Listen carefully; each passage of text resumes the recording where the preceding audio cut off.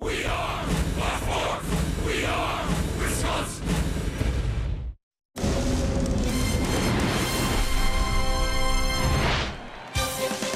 Oh, what a scene it was last night. Eric Dames with the 8th walk-off of the year for the Brewers. His second career walk-off home run. What a thriller it was.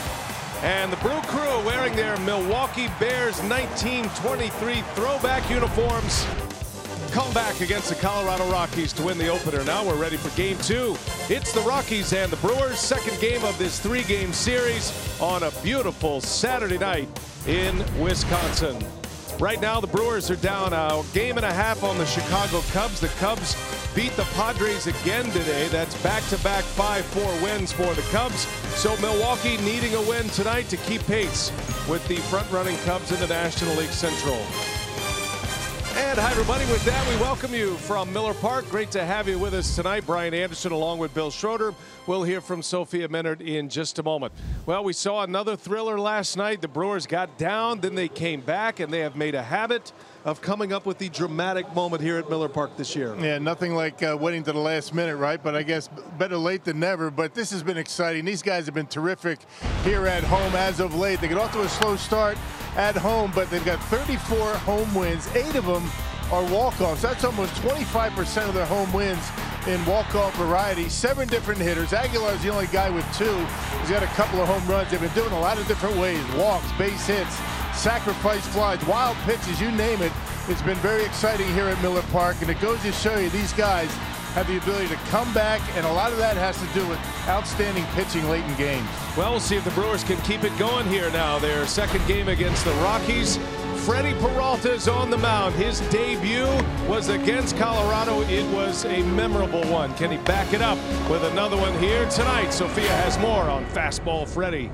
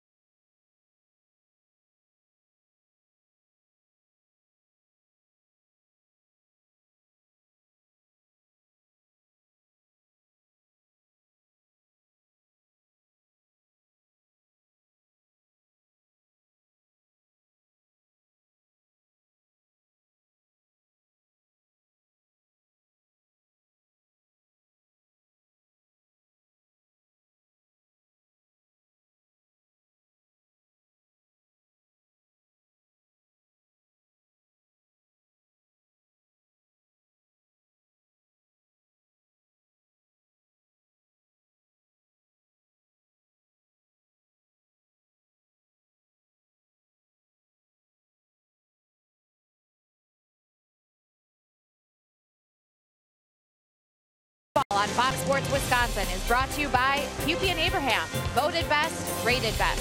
Hupy and Abraham. Tell them you mean business. By Miller Lite, great taste and only 96 calories. And by Menards, save big money at Menards on all your home improvement needs. Tailgaters outside of Miller Park on this Saturday night. Thanks to Eric Thames' 3-run walk-off home run, the Brewers are coming off their 8th walk-off win of the season. And a look at the pitching matchup here for Game 2 for the Rockies. It'll be Tyler Anderson coming off of his last start against the Cardinals. 6 innings, gave up 4 runs, 3 hits as well. And for Freddie Peralta, he made his last start against the Dodgers, gave up just 1 run in 4 innings of work with 6 strikeouts. Good evening, everyone. Sophia Minert here at Miller Park. And for Freddie Peralta, when he made his Major League debut on Mother's Day at Coors Field, it was a tremendous story because he was pitching in front of his parents who traveled from the Dominican Republic to see him pitch for the very first time, but then he went on the mound and became the story. He took a no-hitter into the 6th, gave up just 1 hit in 5 2/3 innings, and set a franchise record with 13 strikeouts in his debut. So now in his 10th start, he faces the Rockies for the 2nd time and spoke with me on that epic debut. You know, that was a great day because my mom and dad was watching me pitching that day. My first day in my debut, you know, so something that you can forget. That was impressive, awesome day for me. 95% of my pitches was fastball, so really good. Fastball that day, really good up and down on the corners and everything. Freddie Peralta looks to continue his success against the Rockies with that tremendous fastball. He'll get his 10th start of the season here. We've got first pitch and lineups coming up next.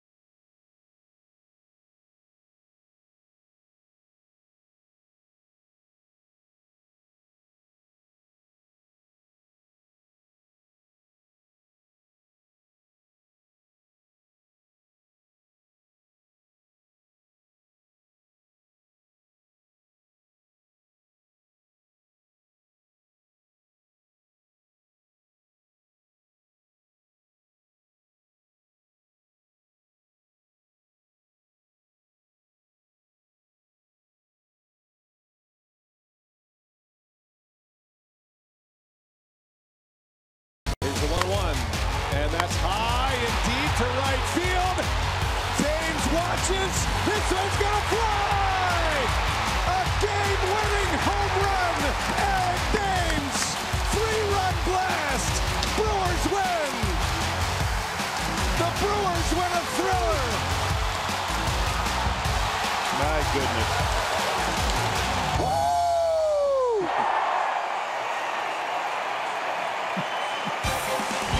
With a little Ric Flair at the end, and the Brewers have had a flair for the dramatic all season long. 34-15, their last 49 home games. That is the best mark in all of baseball after a rough start to the season here at home. It's a beautiful night for a ball game on a Saturday night, 86 degrees. Brian Anderson, Bill Schroeder, Sophia Minert with you tonight. on Fox Sports Wisconsin. Let's give you that Rockies starting lineup courtesy of Potawatomi, Charlie Blackmon, DJ LeMahieu, and Nolan Arenado. It's Gonzalez, Story, and Parra in the middle with Desmond, Iannetta, and Anderson rounding out the starting 9. Charlie Blackmon's in there. Freddie Peralta is ready to fire, and the first pitch is in there for a strike, and away we go. Well, it's all about throwing strikes for Freddie. He's got great stuff. 10th start. Second time has started against Colorado. Remember that major league debut with the 13 punch-outs.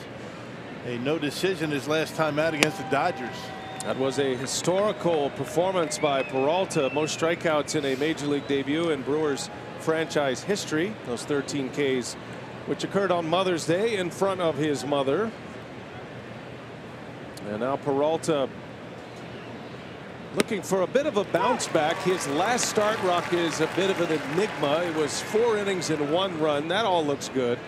But he threw 98 pitches in those 4 innings and was walking the tightrope of a disaster against the Dodgers. Yeah, and again, I mean, a lot of deep counts, almost 100 pitches through 4 innings. And Craig Counsell pulled him after 4. And that's the thing about Peralta. He's not going to give up a lot of hits ordinarily. It's more or less the walks that get him in trouble. Peralta with 4 walks against the Dodgers, had 4 against the Nationals, giving up 7 runs in his last Miller Park start. And Blackmon fouls this one away. Count remains at 2 balls and 2 strikes. Yep, had a 3rd inning in LA where he gave up 3 walks, a triple, only allowed 1 run. He can put up, with the walks if you combine them with the strikeouts, which Peralta's been able to do this year.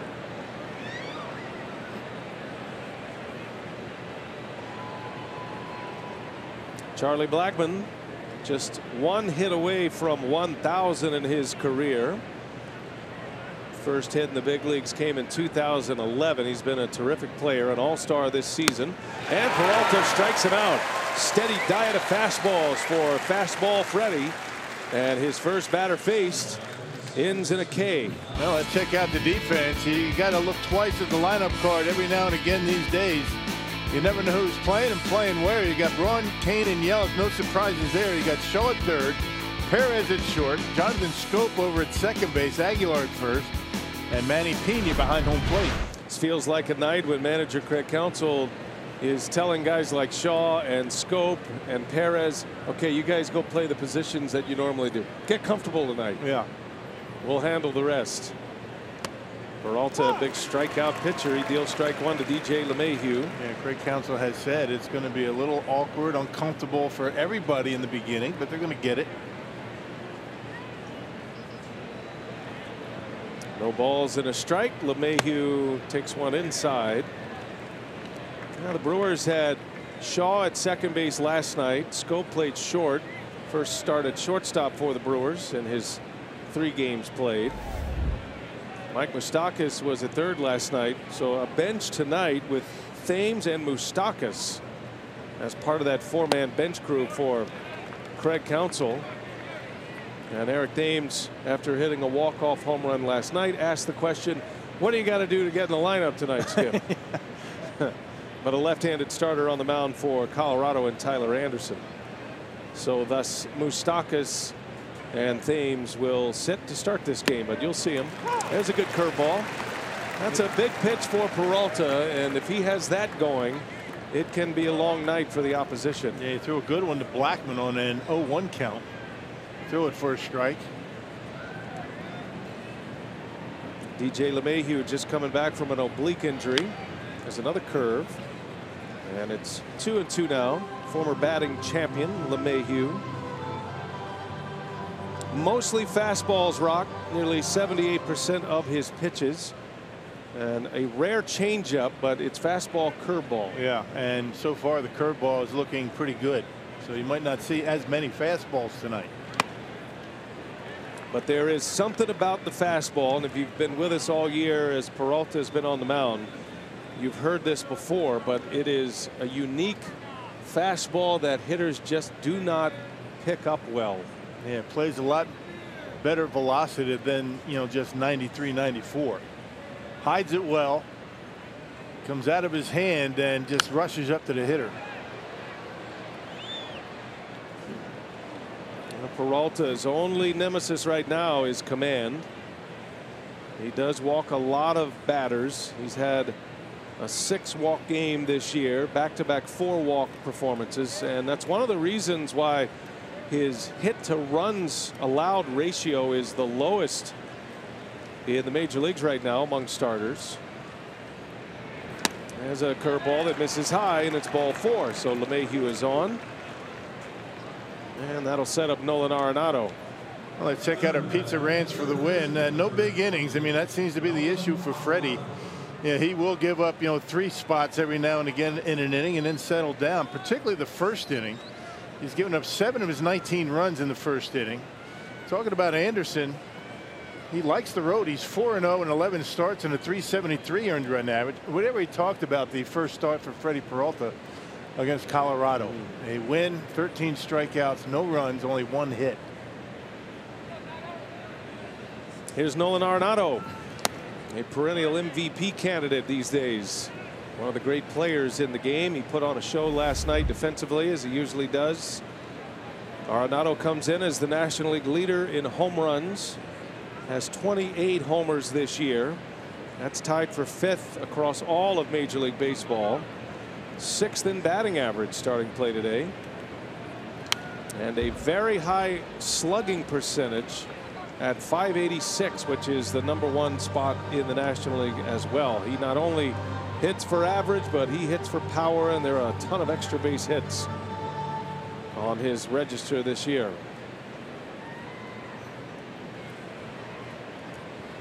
One ball, 1 strike. Runner at first in LeMahieu. And Peralta delivers inside. That hit him. And Arenado is aboard.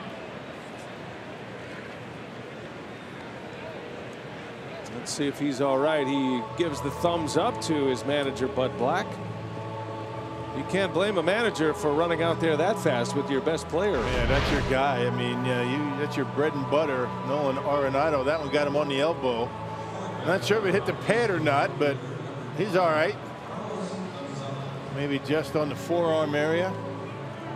And once again, Freddie Peralta showing a little bit of inconsistency with the release point. He looked good with the first hitter Blackman and got ahead of LeMahieu, but since that time, a little erratic with his control. Well, the Rockies score a lot of runs in the first inning, and Peralta has given up a lot of runs in the first inning. His first inning ERA is at 7. And hoping to buck the trend on both fronts here tonight. But 2 men are on, a walk and a hit batter, 1 out. Here's Carlos Gonzalez now, and he takes a ball inside. Cargo hit a key home run last night. Gave the Rockies the lead. Brewers would come back from that deficit and win the game on that Eric Thames dramatic 3-run walk-off home run.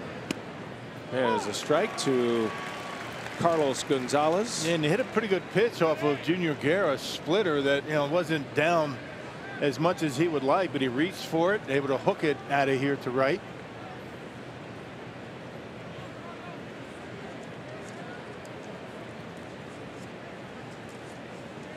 The 1-1 swing and a miss.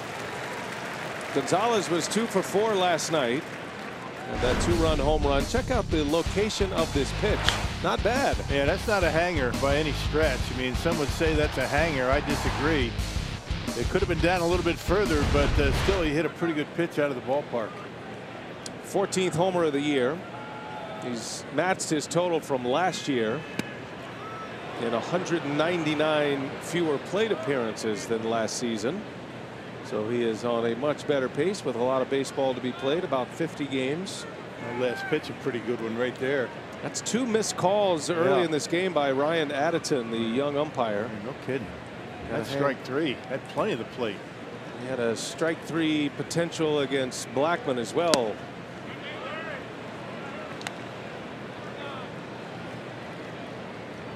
Ryan Additon, Adrian Johnson, the crew chief is Brian Onora.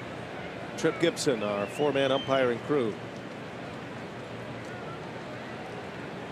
Craig Counsell miffed at the missed calls. I don't blame him. 2 on, 1 away. Shift is on. Brewers hoping for a ground ball here from Gonzalez. And a swing and a miss. That'll do. A strikeout. 2 Ks.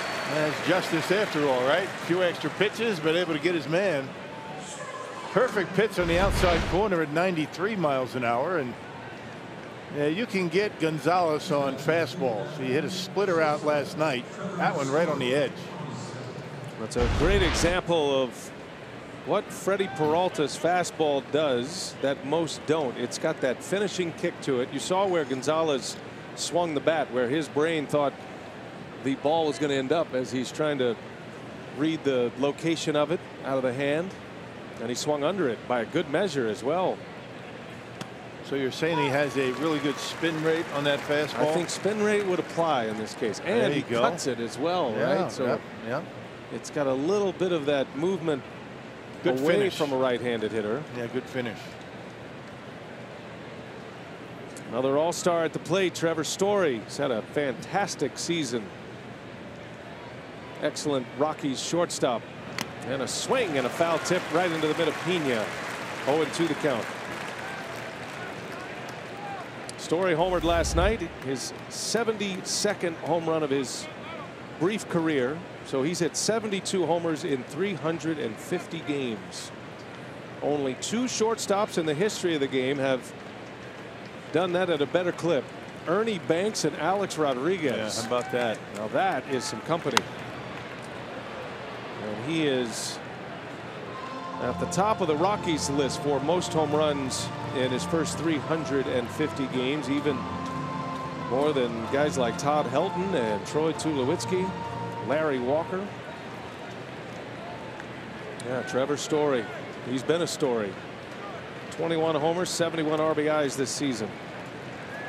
But he can punch him out. He's got 114 this year. Peralta trying to strike out the side. 2 on, 2 out. The 0-2. And he wouldn't bite on it.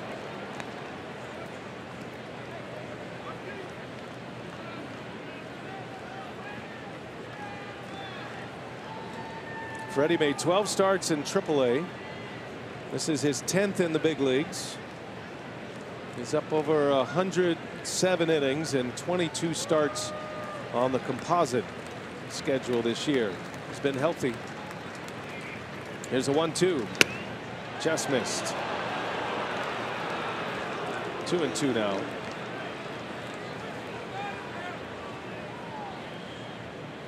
That's one thing you like about the young pitcher.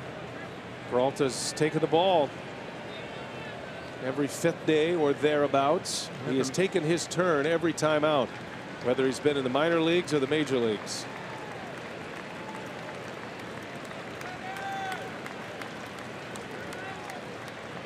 And Manny Pena's really doing a good job trying to calm him down out there on the mound. I mean, he forces him to use that curveball early in the game if he doesn't have it, because he knows it's going to be important later on.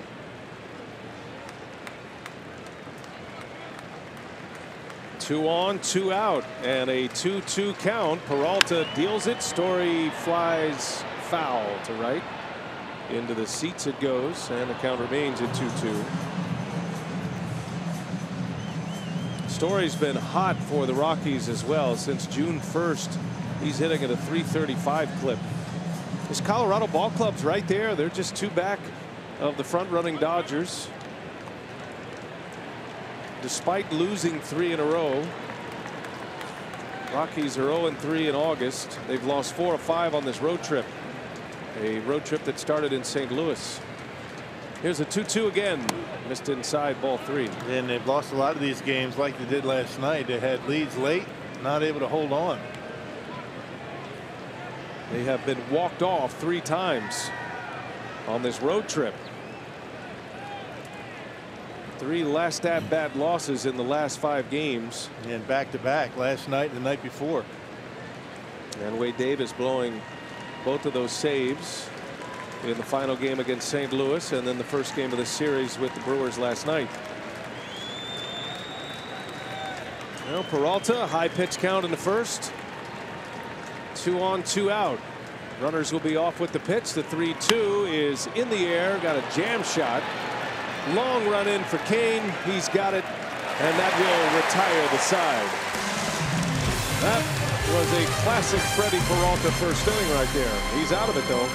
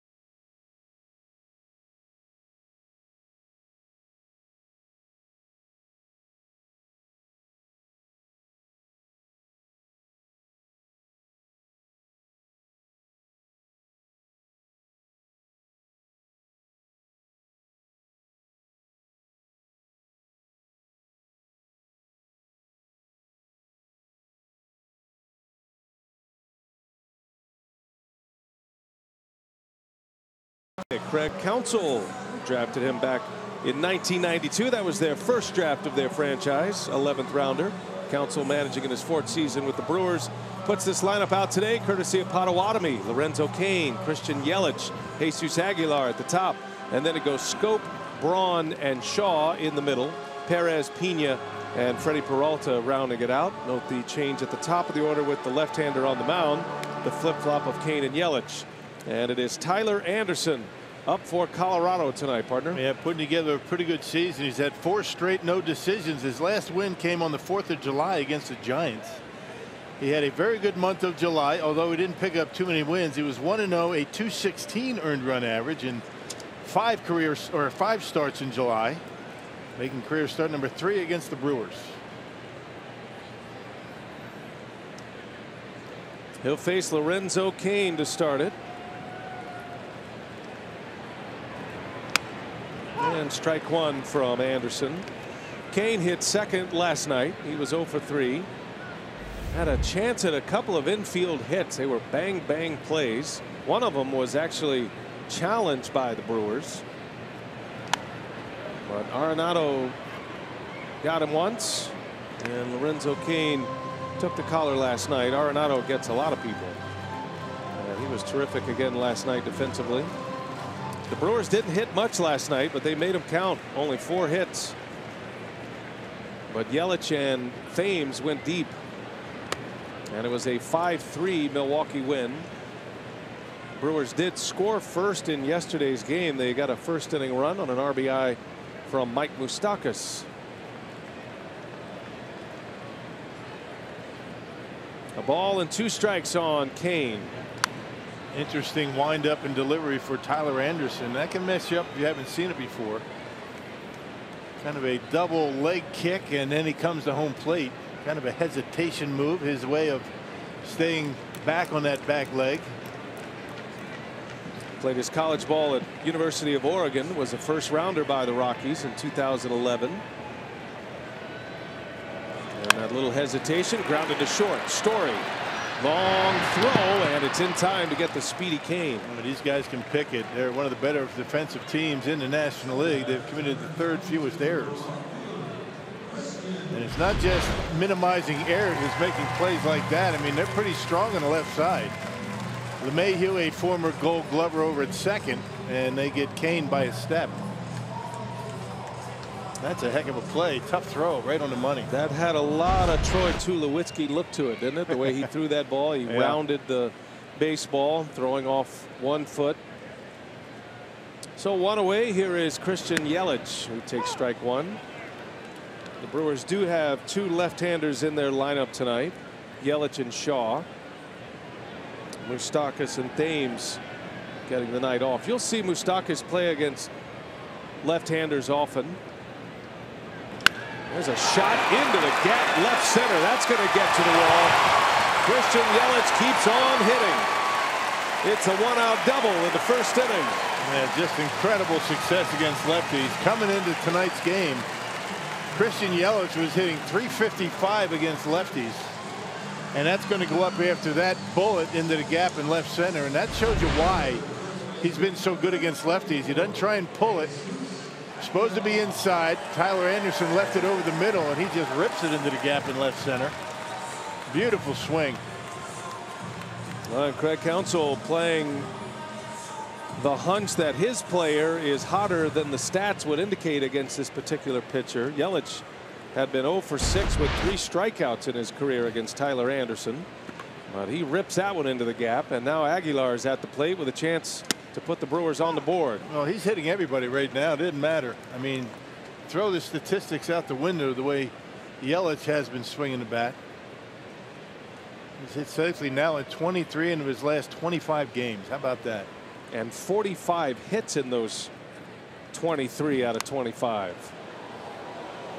Has 6 homers during that stretch. Has 24 runs batted in. I mean, Christian Yelich, who is the league's leading hitter coming into play tonight, has been as good as anybody in baseball, and that MVP discussion is starting to heat up concerning Christian Yelich.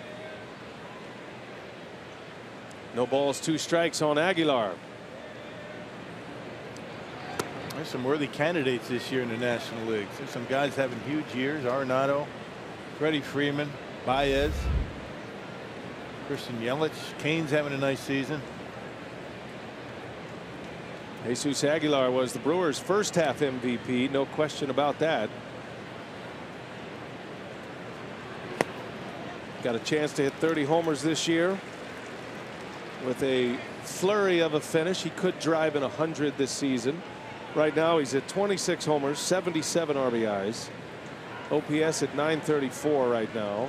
Yeah, he's the best on the ball club. Yeah, a little less than 2 months to go, and he only needs 23 RBIs. 49 games left for the Brewers, including tonight. 3-2 the count on Aguilar. Those 26 home runs for Jesus, tied for 3rd in the National League. He's 2 behind the leader Arenado. Jonathan Schoop due next.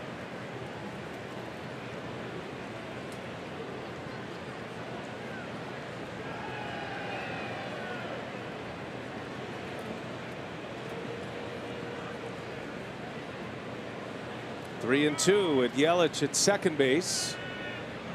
And Aguilar lays off. Ball 4. Off speed pitch on a full count. Tyler Anderson, fastball cutter. He throws a very good changeup. Might have thrown the changeup to Aguilar right there on the full count. That'll bring up Jonathan Schoop. Still looking for his first hit as a Brewer in his 4th game. The reigning American League Player of the Week with the Orioles.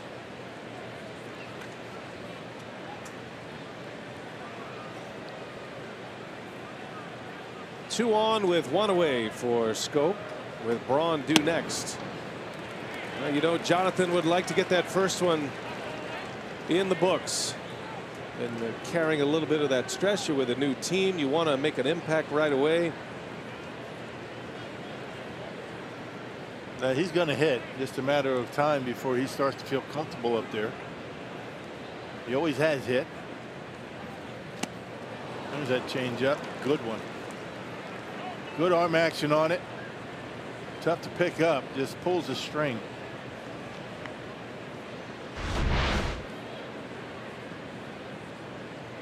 And Schoop out in front of it.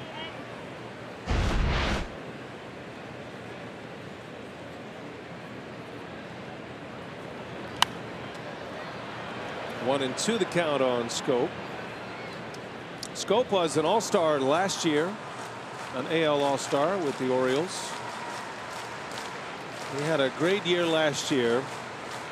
32 homers, 105 RBIs, his best year as a big leaguer. And he backed up a very successful 2016 season when he hit 25, drove in 82. That had been a career high. 17 homers, 40 ribbies this year with the Orioles. And Schoop muscles one into right, a base hit. Yelich got a late start. He's going to hold around third. And Gonzalez still a very strong throwing arm. Good hold by Ed Cedar. Yelich had to make sure it was going to clear the infield.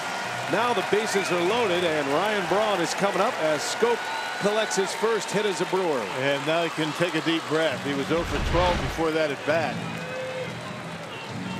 Got one down on the label just a little bit, muscles it into right field. There you go, skunk out of the box, Jonathan. Yes, Yelich not sure, and Gonzalez a very strong, accurate arm to home plate. Schoop says, "Give me that ball." First hit in the National League. They are loaded up in the first. Ryan Braun coming up. Braun hitting 5th in this lineup today. Has 11 home runs on the year. It's been in and out of the lineup for Braun. He's dealt with back problems, the thumb injury, and just the influx of outfielders as well. Braun's got his spot in the lineup here tonight, though, and he's got a big shot early to do some damage. And he's hit this guy pretty well. 3 for 6, 2 homers.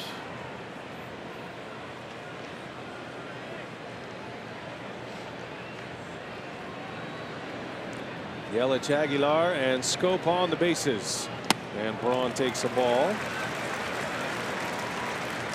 Well, you come off a game last night where you snatch them back, come from behind to beat the Rockies in grand style and walk-off style.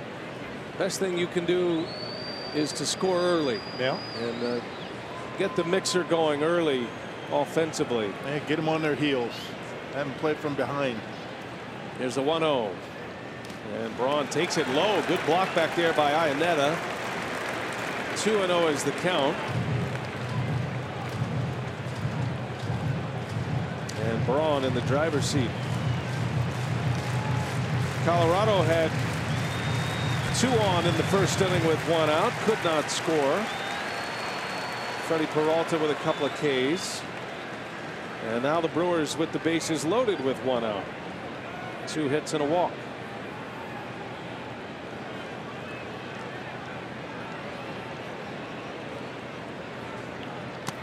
3-0 now.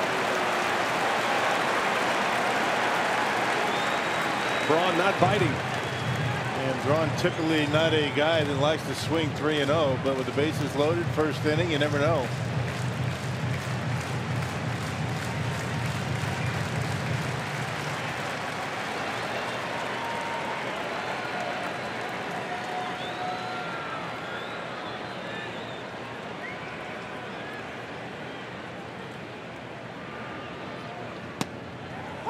Taking all the way. Through the years, Braun has rarely swung 3-0. And he got one right down the middle, 92, straight as a string. Yeah, middle fastball. Mike Moustakas said, "I'd have been all over that one." Yeah, I'm not taking that one.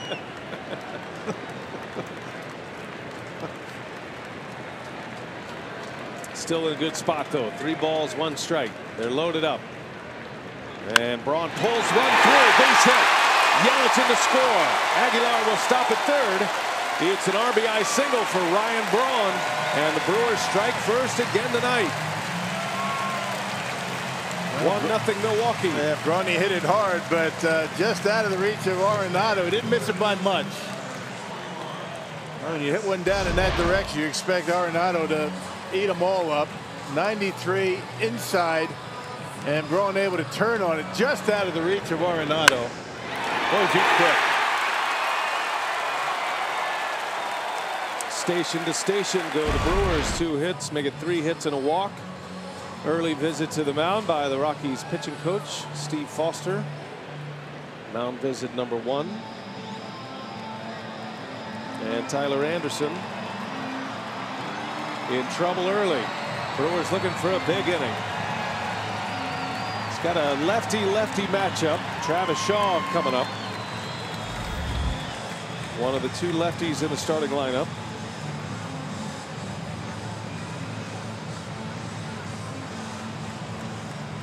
Aguilar, Scope, and Braun aboard.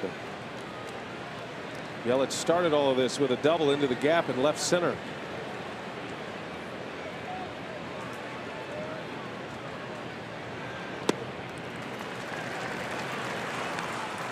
Travis Shaw with 20 homers on the year.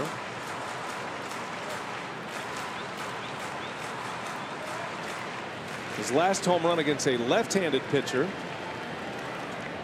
last year in September. Homered off Adam Conley of the Marlins September 16th. There's a high fly ball to right field. That's got a chance. Shaw's watching this one, and how about a grand slam?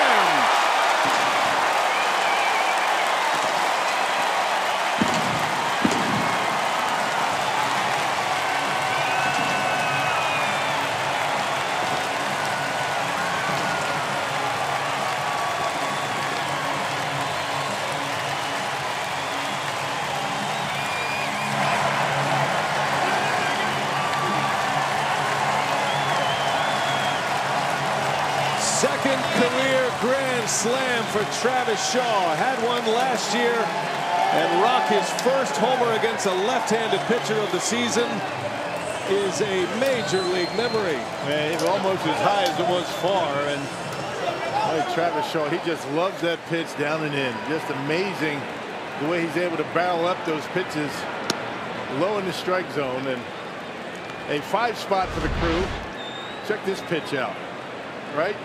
Exactly where he likes it, down and in, and a no doubter high majestic shot to right, down and in, look out. What do you got on the launch angle on that one? Yeah. There, Rock? That's up there among league leaders. Now Perez sends one deep into left center. That's way back, and this one is out of here. 6-0 Milwaukee. Back-to-back jacks. Shaw and Perez.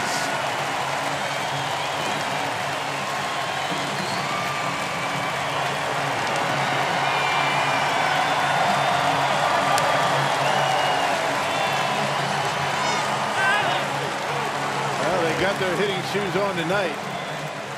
Goodness.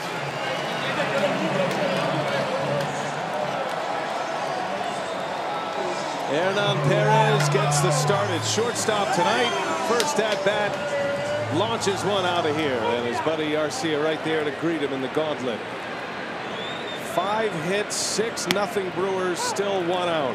5 hits and a walk in the first inning. All the position players that Craig Counsell has to call on, and he's got to figure out who he wants to put in the lineup. He pushed the right buttons tonight, at least here in the first inning. There's a lot of good buttons in this position player group right now for Craig Counsell after all the trading that went on and the additions of Scope and Moustakas.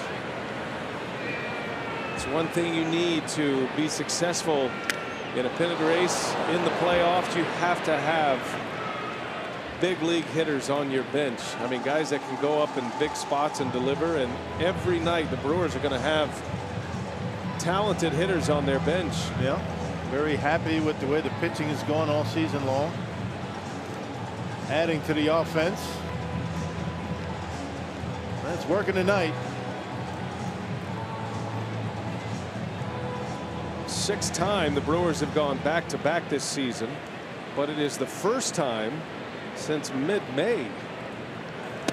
Remember how many back-to-backs the Brewers had? First month and a half of the season. They had 5 of them in the first 7 weeks. Shaw and Perez go back-to-back. First time the Brewers have done that since May 16th when Shaw and Santana hit back-to-back homers in Arizona. There's a strikeout of Pena. That was a changeup from Anderson. Yeah, best one he's thrown. Just the second out of the inning. Back to the Perez clout. Another pitch down and in. That looks like the cutter that time. It didn't really move a whole lot. And Perez able to knock it out of here. Down and into Perez. Knocks it out. Travis Shaw down and in. A home run. Freddie Peralta, the Brewers pitcher, on the first pitch. Grounded to the Gold Glover LeMahieu. And that will retire the side. What an inning. What a start for the Brew Crew tonight. A grand salami for Travis Shaw. Braun got it going with the RBI single. That loaded the bases for Shaw. First home run against a lefty all year, and then Perez back to back. 6-0 Milwaukee.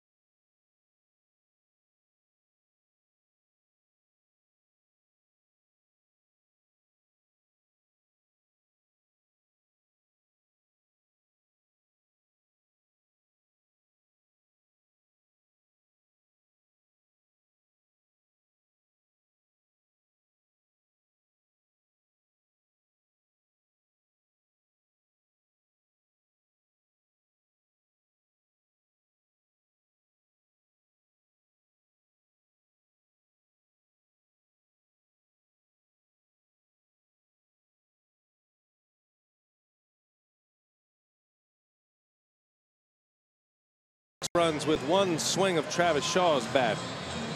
43-degree launch angle on that. Yeah. That high Is that home all? run. That's up there. That's got to be among league leaders. He and Perez with the back-to-back home runs. You get away with that on a pitch down. I mean, pitch up, no chance. But down in the strike zone like that, yeah.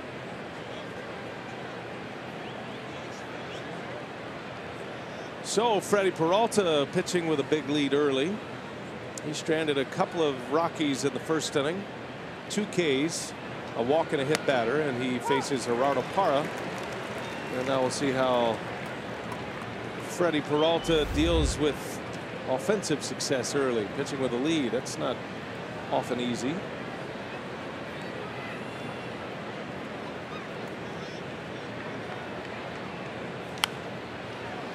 It's always good when the starting pitcher gets in that bat in the first inning.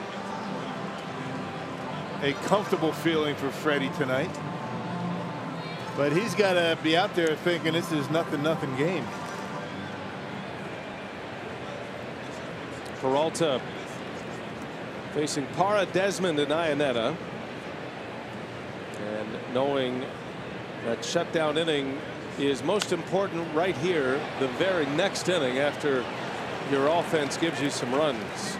Those shutdown innings matter a lot, especially to the psyche of the opposition. Yeah, don't let them back in the game. There's a lot of game to be played here today. Peralta in an 0-2 count on Gerardo Parra, the former Brewer. Parra was in Milwaukee in the 2014-2015 seasons. Was a .300 hitter here in Milwaukee during his time. He was traded into the Orioles. Hey, he's a gamer, this guy. He wants to win. Always like being around Gerardo. He thinks the game through, is always great with us, great with the media. Hits that one hard into center field. Back is Kane, and he's there to make the catch. Made it look easy, and Parra flies out. for out number 1 of the second. Yeah, sometimes he can deke you out there in center. You're not sure if he's going to be able to catch it or not. More times than not, if it stays in the ballpark.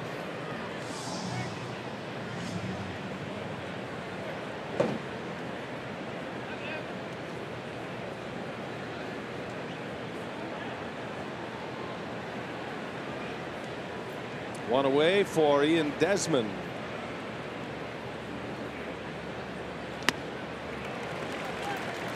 By the way, tonight is the Sandlot night here at the ballpark. The movie The Sandlot. Yeah. Got some of the actors from that great movie.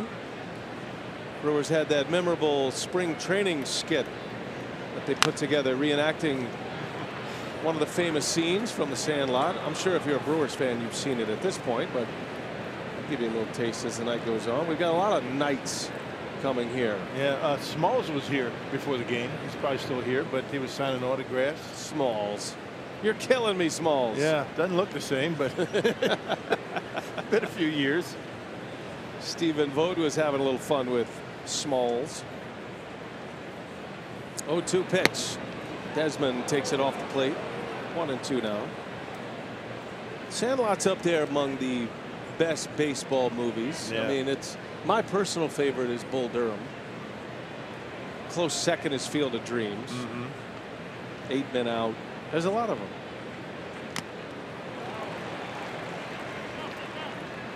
Major League. It's like Mount Rushmore. There's not really your favorite. I'm a Bull Durham guy, but those are kind of my. It's a good movie. My Yeah, Mount Rushmores. I go back a little ways. I like Pride of the Yankees. Lou Gehrig's story. I love that movie. You ever see it? Oh yeah. Yeah, no doubt. A swing and a miss. Peralta with a strikeout. Actually, I forget if we were in L.A. or San Francisco, and they all kind of moves together. But Major League 2 was on in the hotel, one afternoon. I sat around, watched it. Matter of fact, the guy that played what's his name? Harry Doyle? No, I know him. I know him. Pedro Serrano. Oh yeah. He was at the ballpark in L.A. That was in Los Angeles. Yeah. Well, that was where we saw him. But I think the movie was on. We were in San Francisco. Oh, I see. It doesn't really matter, actually. It's always a fun one. How about the Bad News Bears? That's up there. That's up high on my list. That was my childhood. Walter Matthau. Yeah.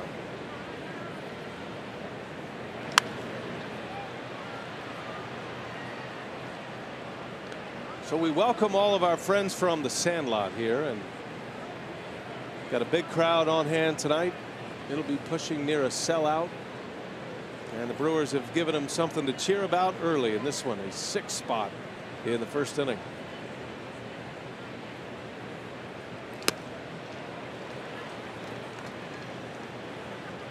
Two outs. Iannetta at the plate, the Rockies catcher.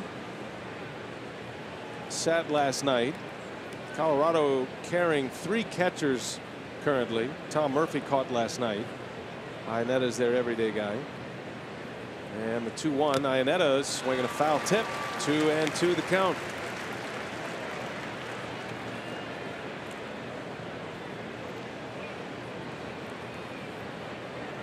'22-year-old Freddie Peralta. Second start against Colorado.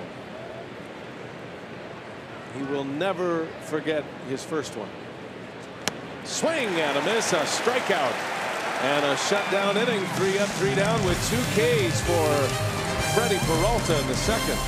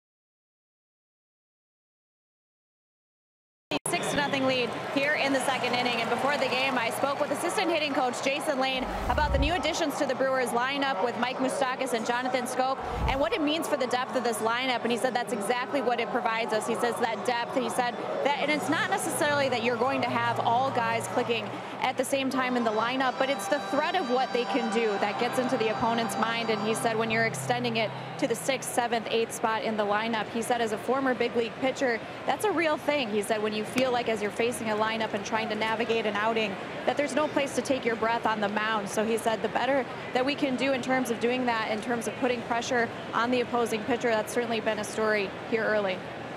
Well, he would know, right? I mean, some of those great teams he's a part of, and you look at any postseason team, you look at any World Series winning team, there is depth in that lineup. There are no breathers throughout the lineup, and the Brewers have that right now. It's something that they can boast the rest of the way, that their lineup is on par with anybody in the National League. Yeah, and with the lineup, I mean, they have a very good bench too, as you were talking about earlier. Teams that go to the postseason need a strong bench, veteran guys, not young guys who are just trying to feel their way into the big leagues.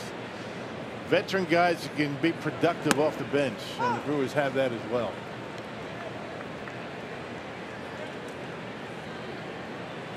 Brewers start the second just like they started the first, with Lorenzo Cain leading off, batting around in the first inning, scoring 6 times, and Cain draws the walk.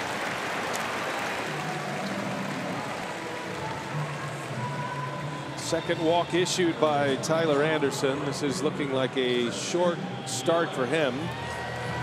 I'm sure Bud Black is hoping to get 5 out of Anderson at this point.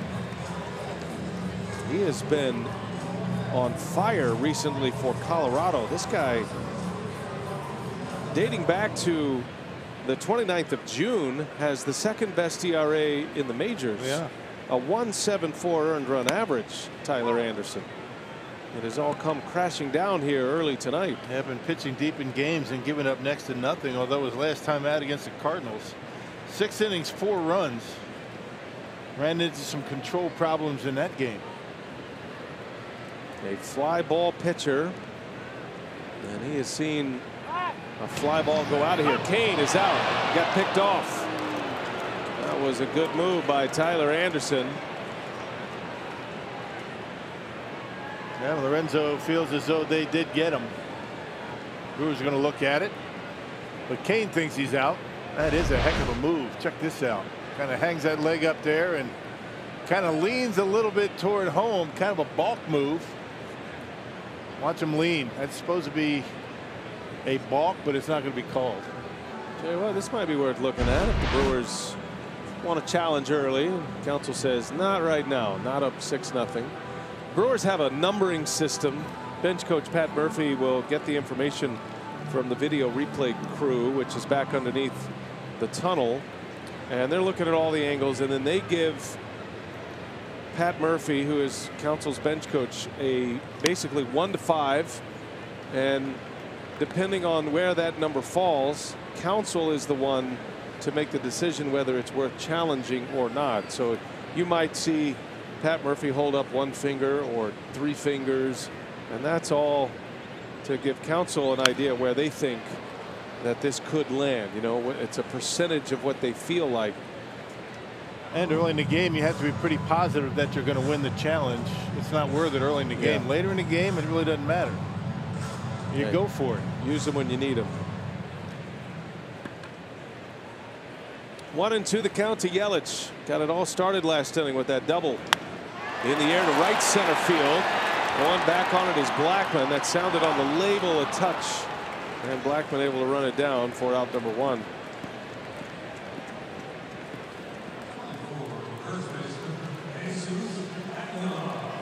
Out number 2, I beg your pardon, after the pickoff.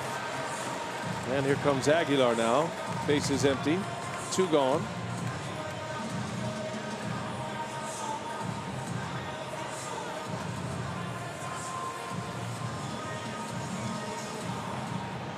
Colorado's been getting excellent starting pitching.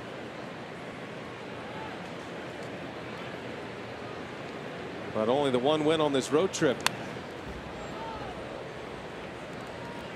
Yeah, a lot of no decisions because, as we talked about on this trip, they have lost a lot of leads late. A lot of these guys coming out of games with leads, not able to hold it. No balls and a strike. Aguilar takes a ball. The starting rotation for the Rockies, a .425 earned run average. That's pretty good considering they pitch in Coors Field. Yep, they hate hearing that. The Coors Field caveat, whether you're talking offensive numbers or pitching numbers, but it's a factor.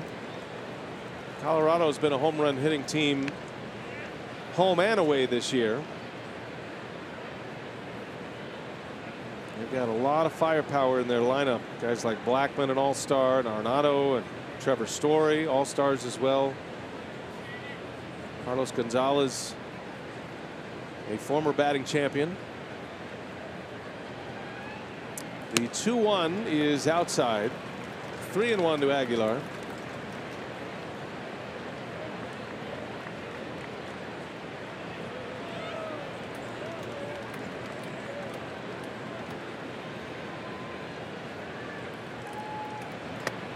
And he missed. Ball 4. Second walk of the inning. Second time he's walked Aguilar. And you can see that he's starting to see the ball a little bit better because he is taking pitches out of the strike zone.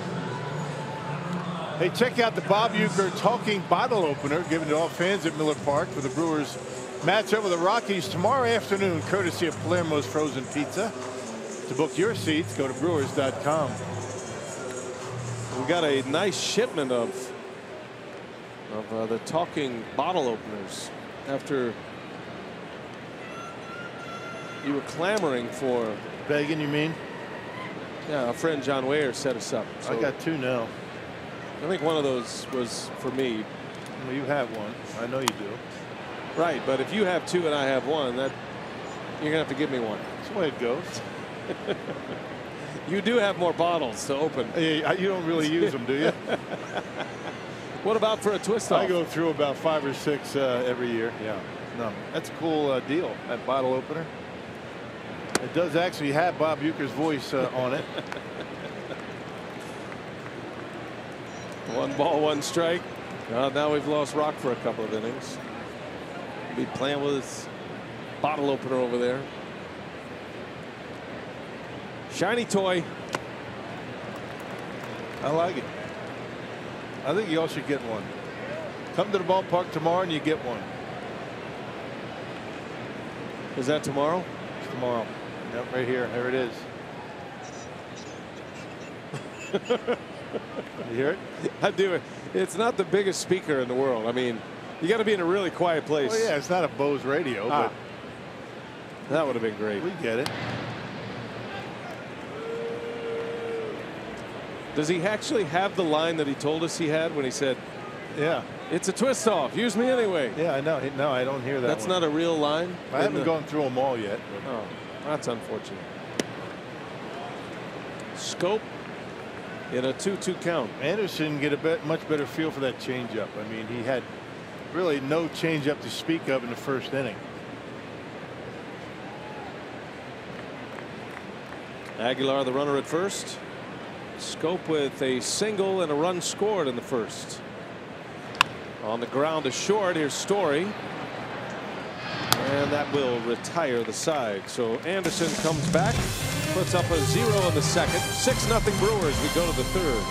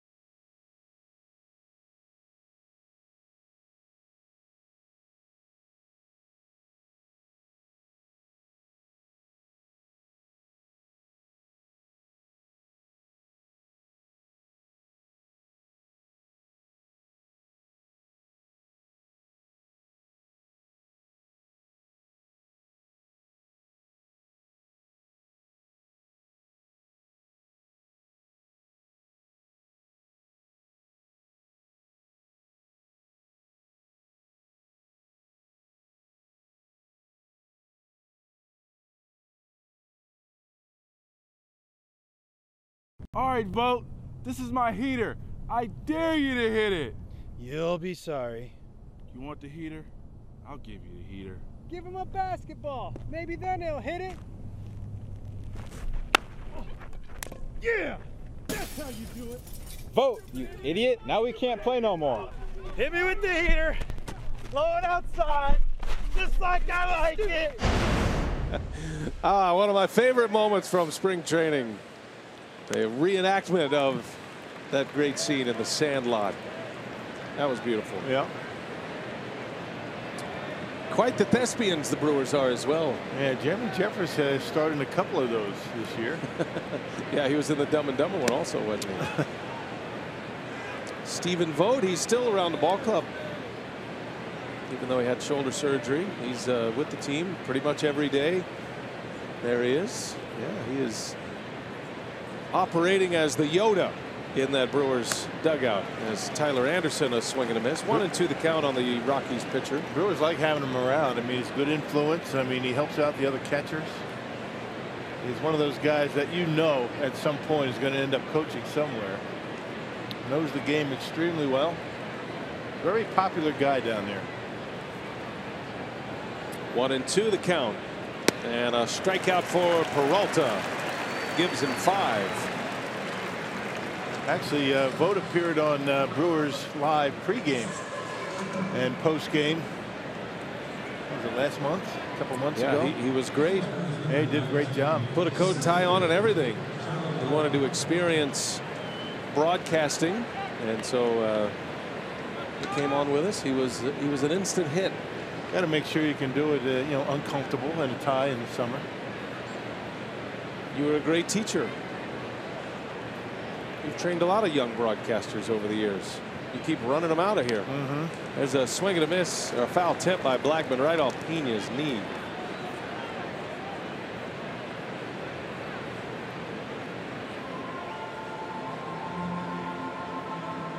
Yeah, with Vogt and Eric Kratz, those 3 catchers with Pena. See where this one got him. Oh yeah. Yeah, got both of them. Inner thigh. That was a pinball, wasn't it? Yeah. Damn. Those leave a mark. Those leave big bruises when they hit there. Multiple shades. Yeah. Black and blue and green and yellow, and man, I'm going to have a bruise just watching that. that stays for a while.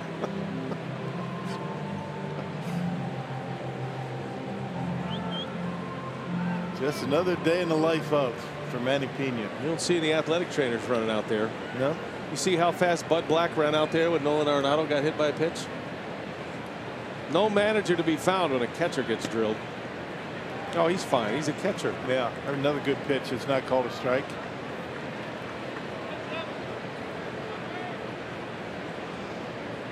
He's making himself a note. Check on Manny in 15 minutes. 1 ball, 1 strike. Blackman a swing and a miss. A little change up there. Took a little off.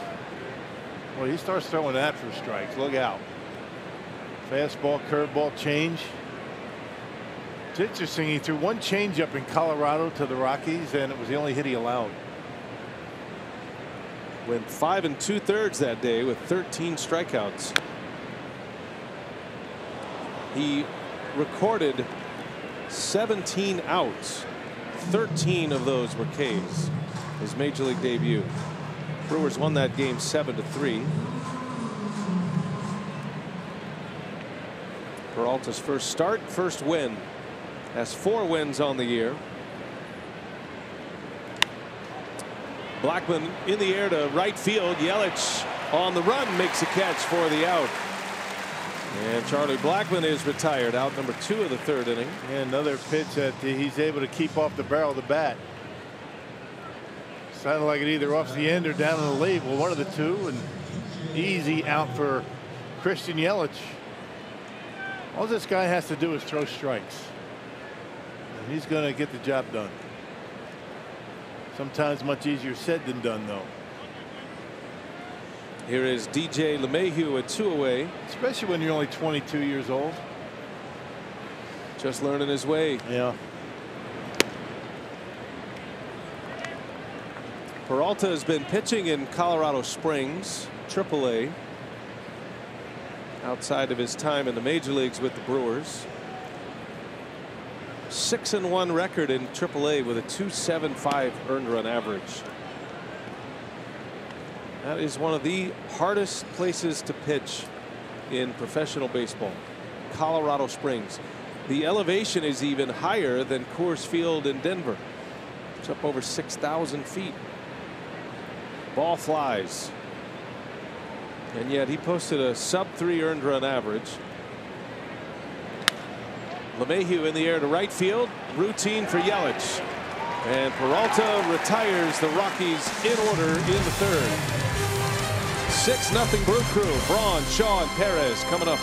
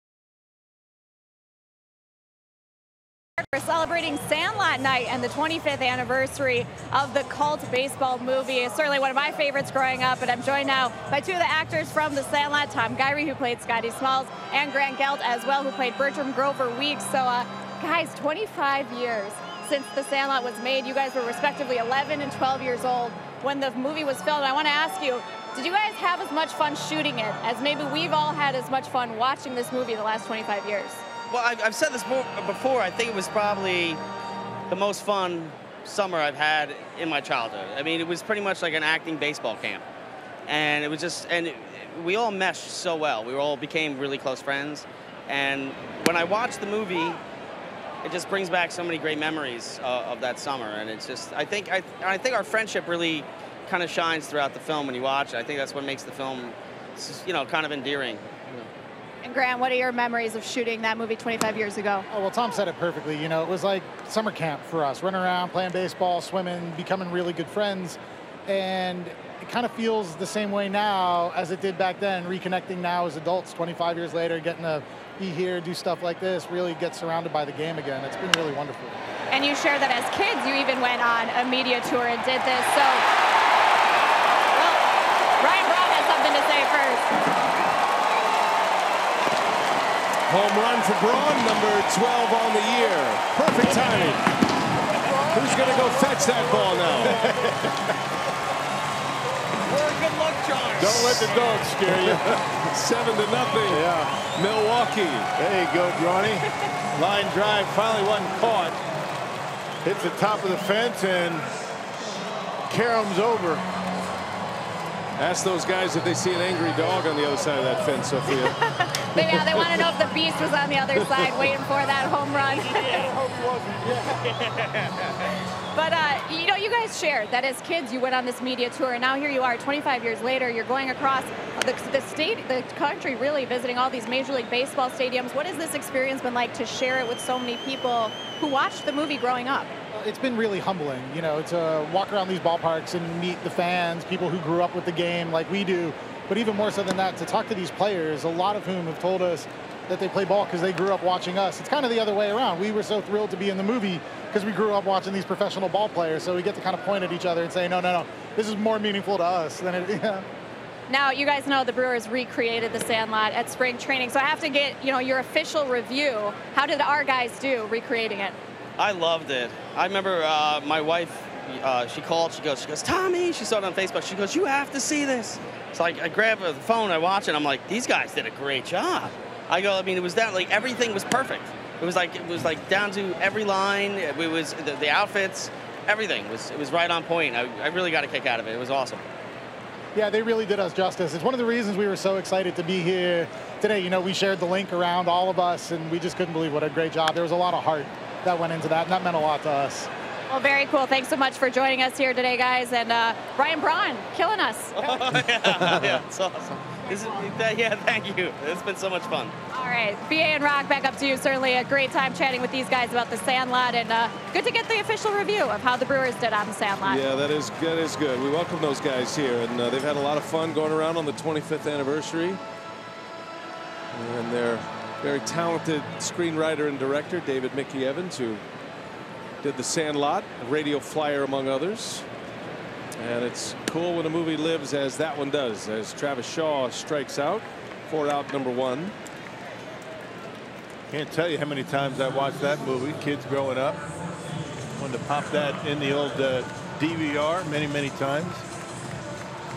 You probably got a little nostalgic too, because it was, well, it was probably set a little earlier than your time, but it was set back in the 60s, and you kind of you got a sense of baseball, and the Sandlots actually need to be re-explained. Right. The actual Sandlot, that's how you played baseball games back in the days. Yeah, in a vacant lot. I mean, you get a bunch of guys, and right field would be closed. Maybe that's why I could never hit the ball to right field, because every time I hit the ball to right field on the Sandlot, they called me out. Well, you didn't have 9 guys, so you had to close one of the outfields. Right field's an out. I love all those games we used to play around the Little League Park. That was the hangout. Just go post-Sandlot days, when there started to be a little more organization with the Little Leagues and whatnot, and the Little League Park with all the fields. And that's where you'd go every day in the summer, and you'd watch your friends play games, and you'd play games, and then you'd play a little cup ball. Yeah. And run the bases after the games, and all the little things. Play pickle.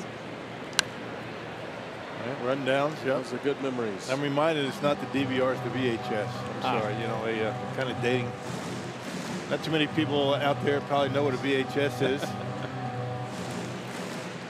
They're going to play the movie after the game tonight at Miller Park on the enormous screen out in center field.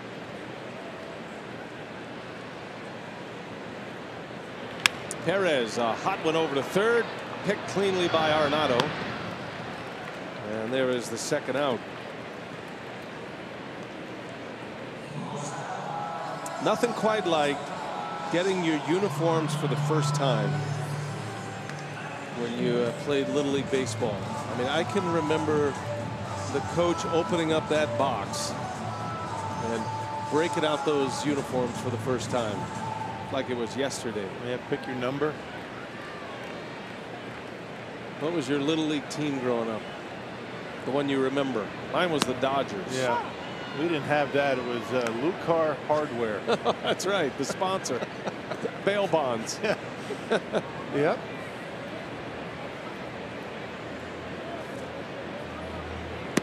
Manny Pena takes a ball. Yeah, the game's changed a lot, but the game's great. Will always be great. America's pastime. Now an international pastime as well. A pop up into foul territory. That'll be in the Brewers dugout. 1-2 to Pena.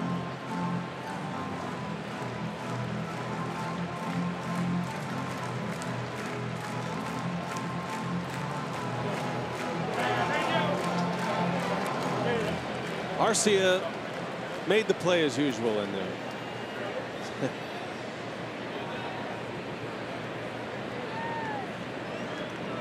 1-2 the count.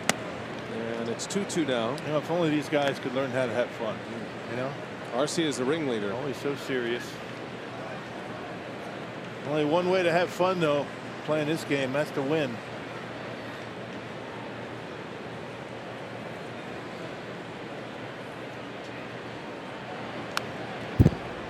I mean, to that point, just observing from afar, it did feel like something was missing when Arcia was in AAA. You know, they didn't have the gauntlet. He's kind of the one who started all that, and even though he's not playing right now and his job has been taken for now, I think he's understanding his position. He's going to be a good player. And he's going to have his moments this year. There's a pop up in fair territory to end it. And that will retire the side. However, the gauntlet was up and running again because Ryan Braun launching a home run, his third career homer off Tyler Anderson, makes it 7-0 Milwaukee.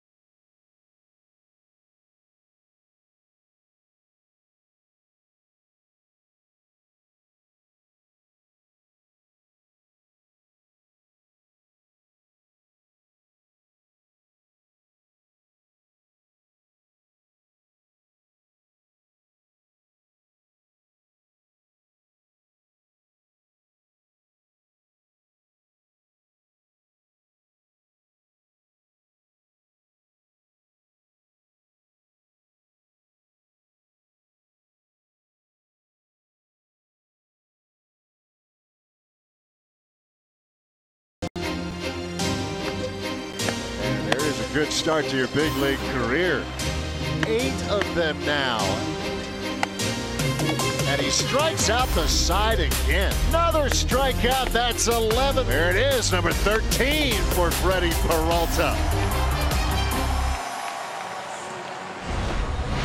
First game in the big leagues at Colorado, May 13th. And what a day it was. And some pretty good names on this one. Steven Strasburg had 14 strikeout games.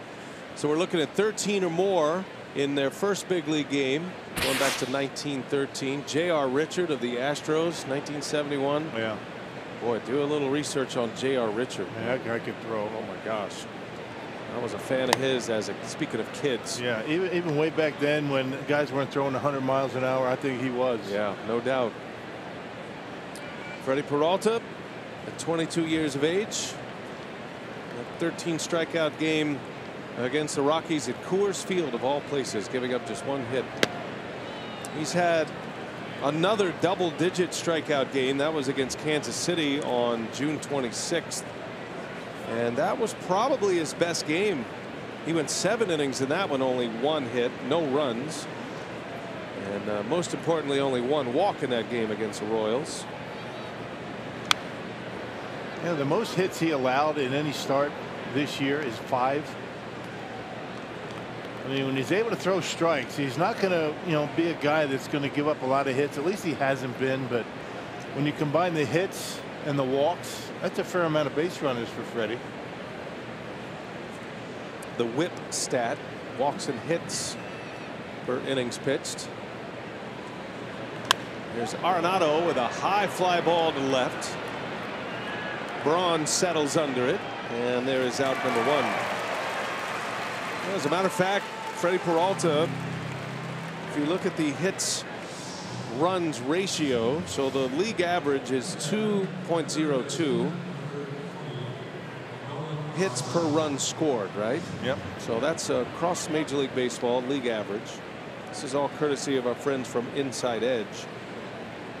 And Freddie Peralta has the lowest ratio among starters. It's at 1.32, so 1.3 hits per run scored. Obviously, runners are getting on in other ways, hit by pitches and walks. But I think that's a telling stat when you start to get into a little bit of the analytics, and you're in the predictive analytics trying to figure out what kind of pitcher this guy can be.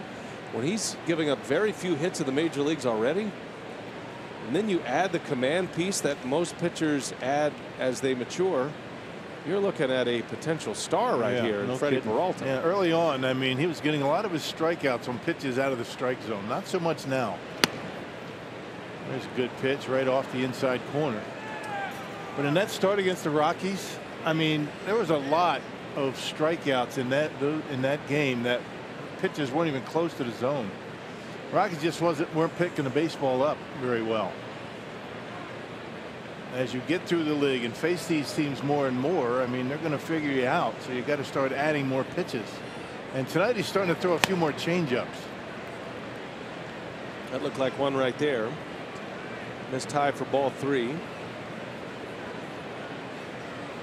This is the first time that, or check it, the second time Peralta will match up against a team for the second time. No, it is the first time. I beg your pardon. So he's got the same opponent for the second time this season. Plenty of video out there now on Peralta. And the Rockies had clips of Peralta pitching on in their clubhouse before the game, as is customary. 3-1. Gonzalez in the air, left field, long run for Braun. That's slicing into the seats. Caught it on the ricochet.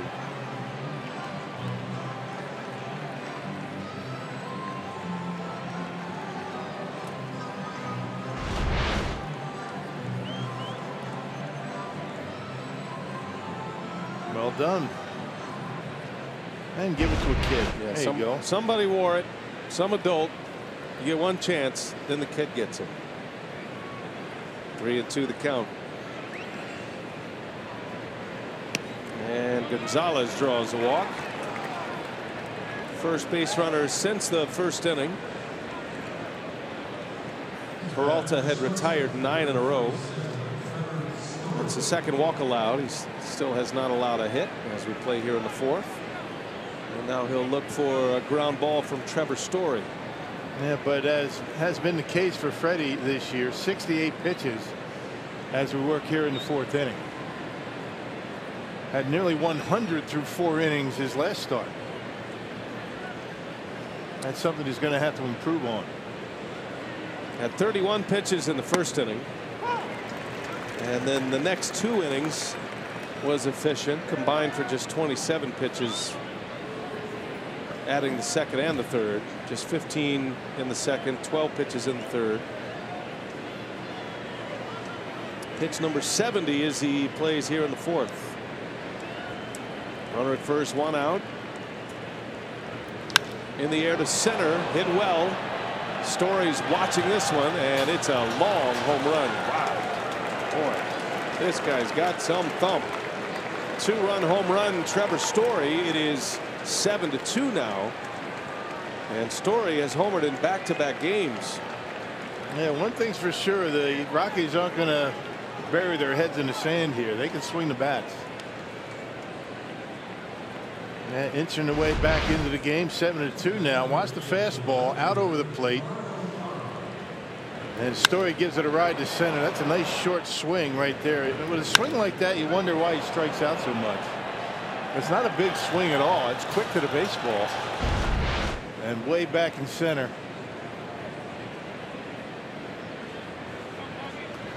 Story with his 22nd home run.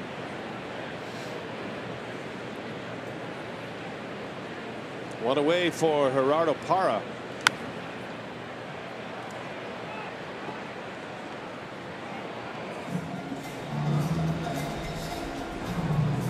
Story's home run last night tied the game. Plays an excellent shortstop. They got a good player in Trevor Story. He is helping Rockies fans move on quickly from the Troy Tulowitzki era.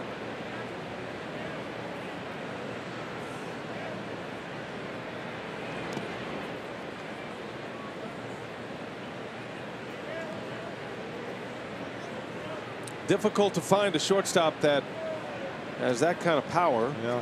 Hits at that level, and the Rockies have found 2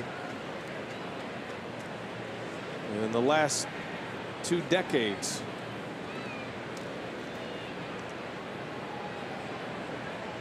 One ball, one strike on Para. 1-2 now. And he's pretty good over there at shortstop. Got good range. We've already seen that today with a good throwing arm. 8 errors on the season. Not too bad playing every day at shortstop. This is a very solid defensive team, these Colorado Rockies, and Trevor Story right in the middle of it. Every team wants plus defense across the board, but it is imperative in Colorado. You're trying to limit the outs. You want to make sure you're taking away hits and not allowing extra outs in innings. It's been a good formula for them. Playoff team last year, the Rockies made it to the wild card game. Clipped the Brewers right at the end. Here's Scope at second. And there is the second out in the inning. Just a reminder that if you can't catch the games on television, you can stream them live on your mobile device with Fox Sports Go. Download the app, take Fox Sports Wisconsin and Brewers baseball with you wherever you go.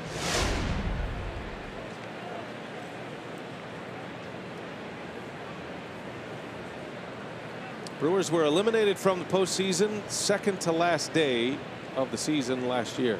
Game 161. And the Rockies grabbed that last spot, that 5th and final spot. They went to Arizona for a pretty epic wild card game. And it was a back and forth affair. Rockies had a comeback. Diamondbacks won the game.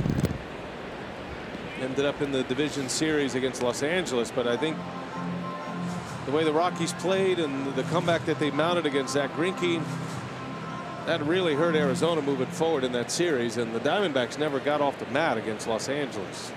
They got swept in that 3-game series.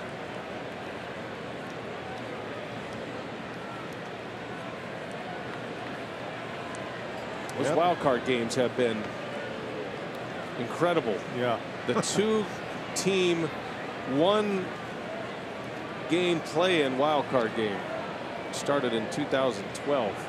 It's given us some epic moments in postseason. To get a postseason started, yeah, you essentially have game 7s to begin the postseason. Yep, you empty out the coffers to win that wild card game, and then you have to win the divisional series, and you're kind of a little bit short-handed. That's why you have the advantage when you win a division, which should be the case. Yeah, protected division winners. Used to be you'd win the wild card, you would go into a division series. There's a strikeout, and Peralta finishes off the inning with a strikeout of Desmond. That is number 6. 2-run homer by Story makes it 7-2.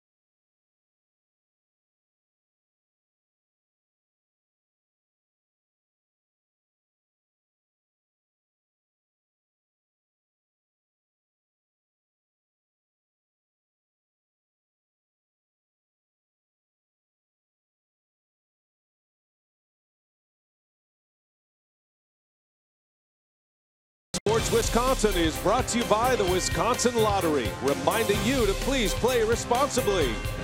By Ascension, coming together to give healthcare a better name. We are Ascension. And by Wisconsin Dells, the water park capital of the world. Tyler Anderson ready to play ball here as we go to the bottom of the fourth, facing Freddie Peralta, his mound opponent. Brewers with a 6-run first inning. Grand slam by Shaw was the big blow in the inning. RBIs from Braun and Perez as well. Braun had an RBI single to open the scoring. As Peralta strikes out. First out of the fourth inning for Milwaukee as Anderson has given up the 3 homers. Ryan Braun homered in the third to make it 7-0. Trevor Story just homered in the top of this fourth inning. Yeah, Ryan Braun kind of owns this guy, doesn't he? He's got 3 home runs career against Tyler Anderson. 3 home runs already. Handful of at-bats. Here's Lorenzo Cain. Yeah, Ryan Braun. That home run that hit the top of the fence in the third inning.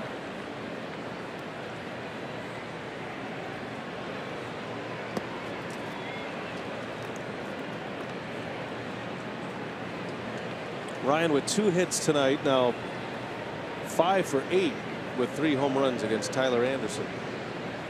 Lorenzo Cain has grounded out and walked.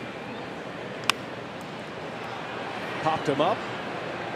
Shallow left. Story's back there. Parra will call, and Story makes a catch. Yeah, clearly the left fielder's ball right there. Yeah, Trevor Story going back. Much more difficult play for him. Apparently didn't hear Gerardo Parra calling him off. And he's able to make the catch. They're both calling it. And the taller guy gets it. Gerardo Parra says, you know, I got a gold glove out here, right?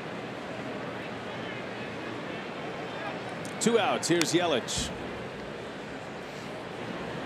Yelich has pushed his batting average to .360 against left-handed pitching after that double in the gap in the first inning.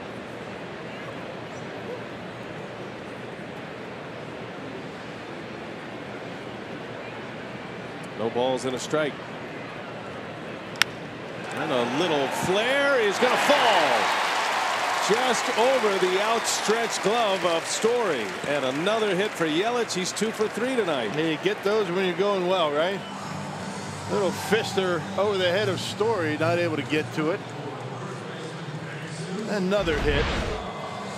2 for 3 against a lefty. That fastball in off the plate.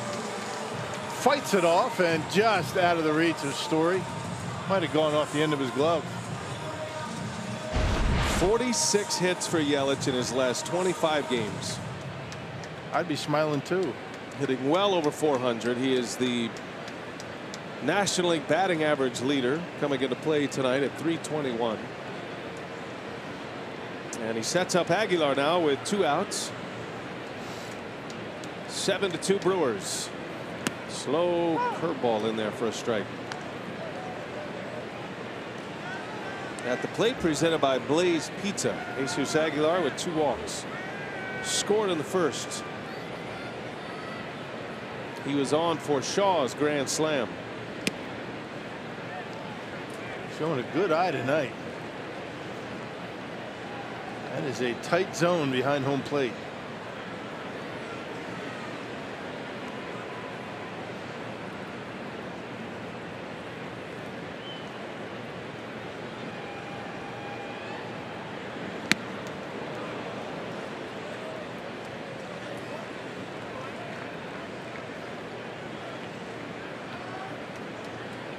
Jesus down on the count, 1-2.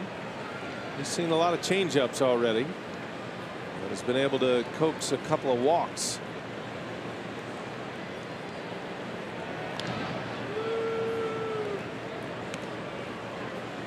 Anderson has already picked off one Brewer base runner. That was Kane in the second inning. Kane wasn't even thinking about running there. He was just straight picked off. Froze him.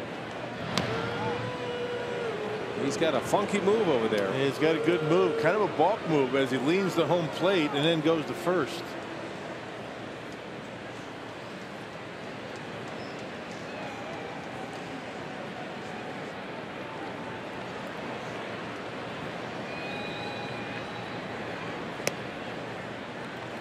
Doubled up that changeup. Aguilar laid off this time, and it's 2-2.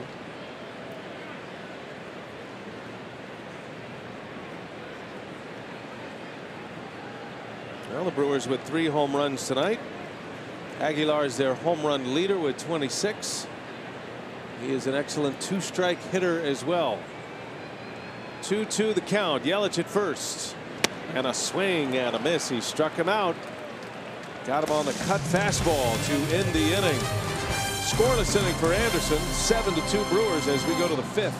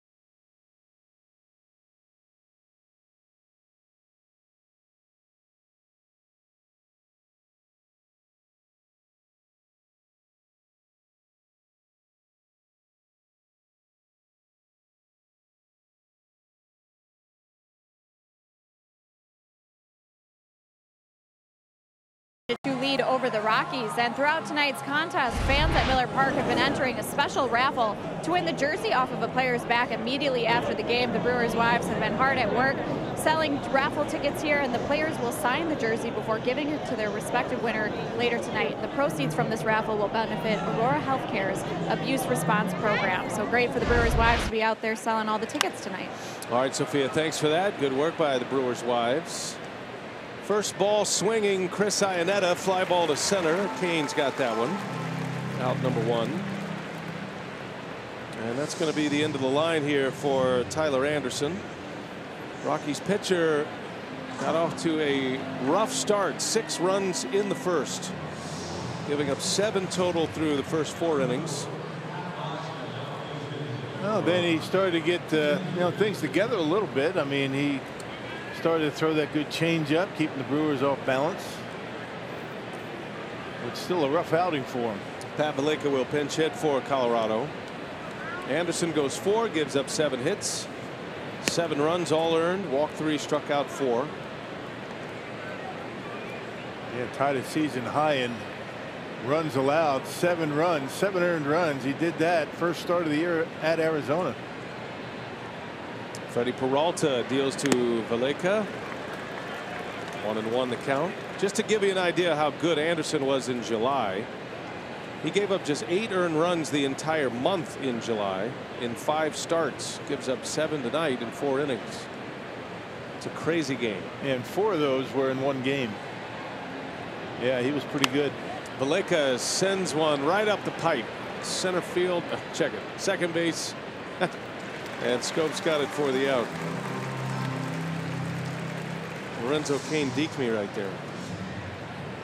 He had it all the way, even though the second baseman was going to make the catch.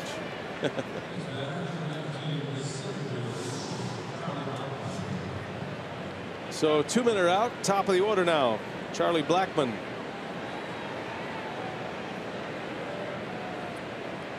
Third time around for Freddie Peralta. Blackman's 0 for 2 with a strikeout and a fly ball to right.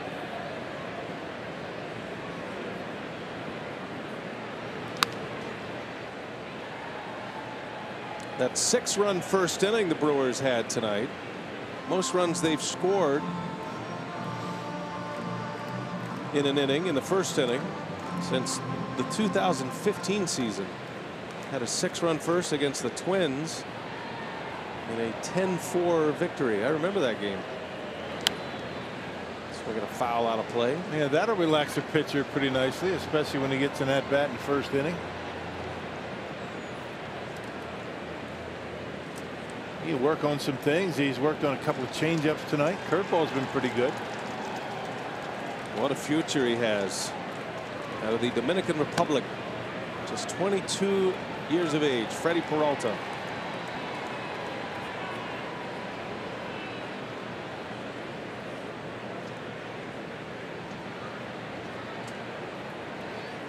One and 2 to Blackmon. Peralta struck him out in the first. And that one just misses. Get some encouragement from his catcher, Manny Pena. Manny's always in it with his pitcher. Fist pumps and very animated behind the plate. Some reassuring head nods.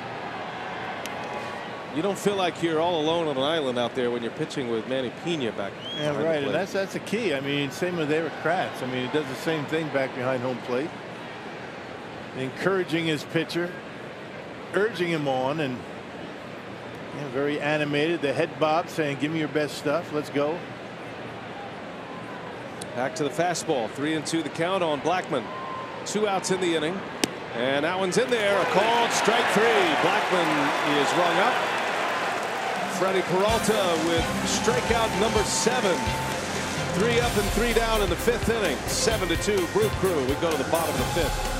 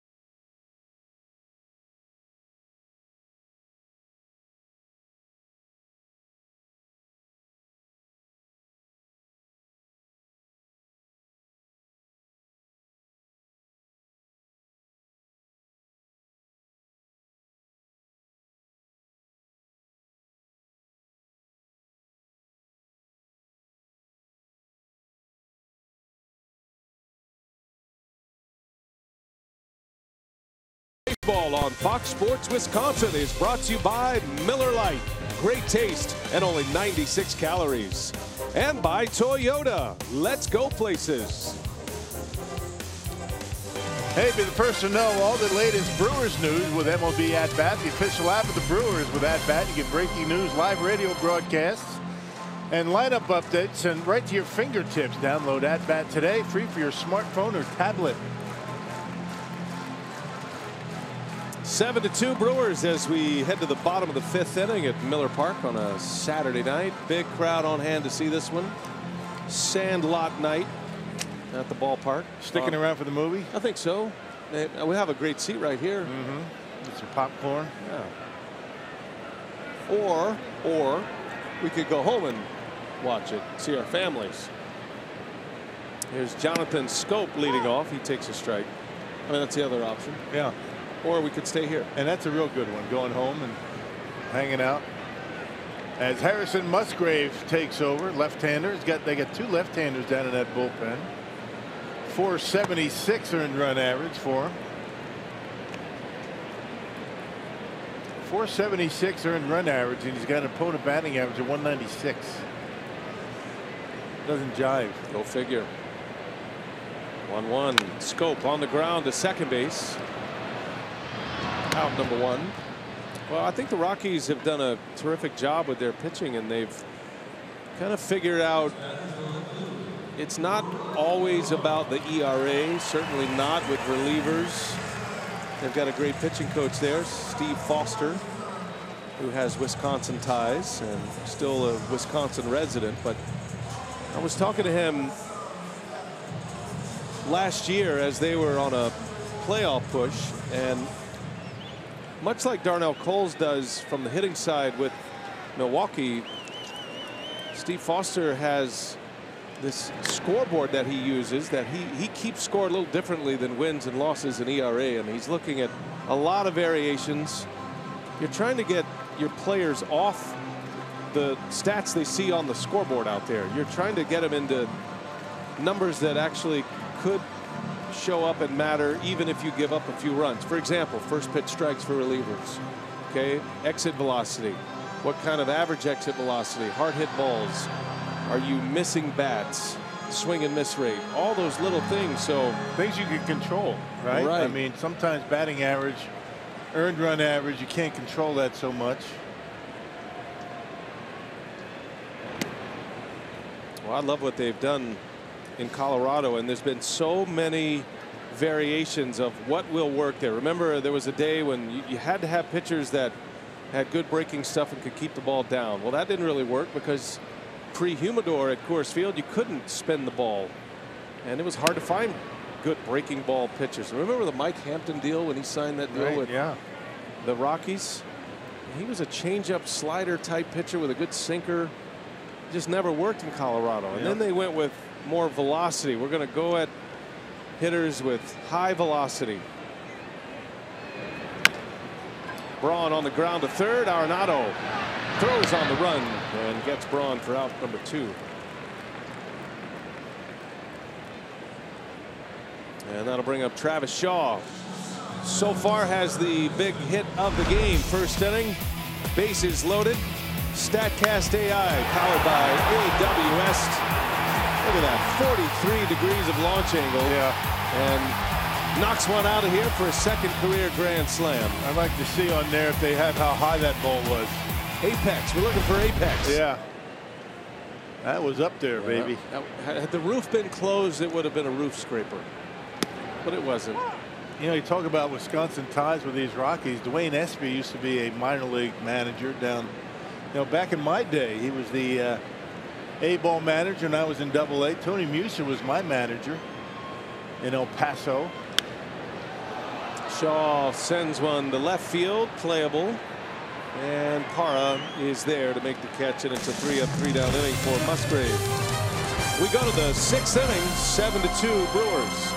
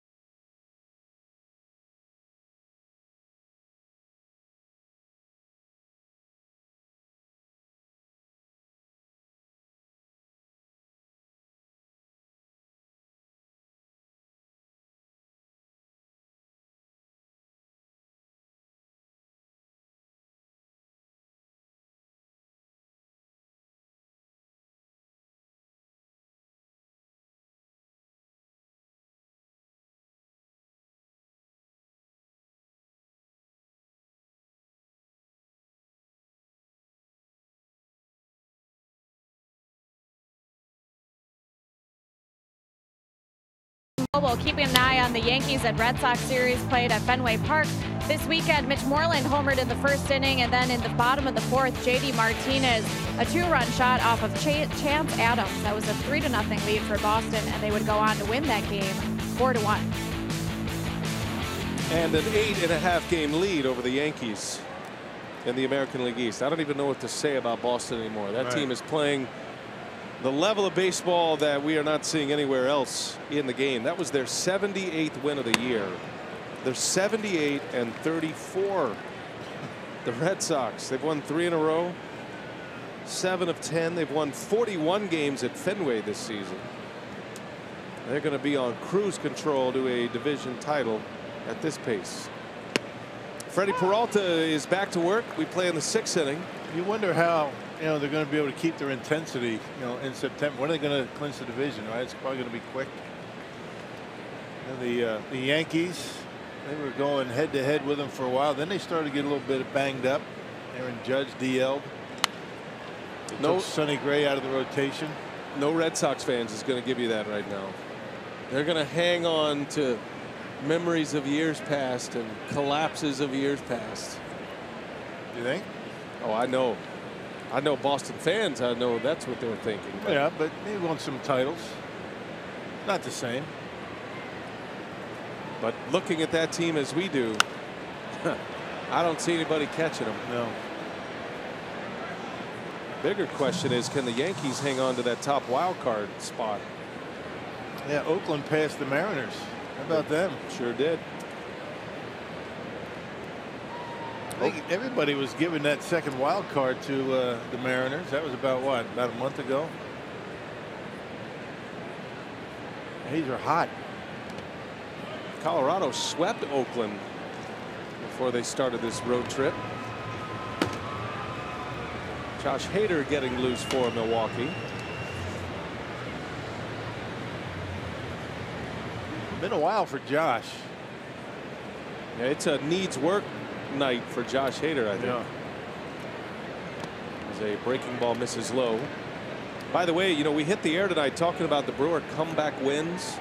So Milwaukee has 11 wins when they were trailing after 6 innings.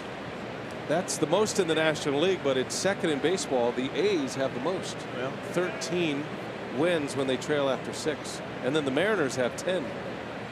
Those are the two duking it out for that second wild card spot.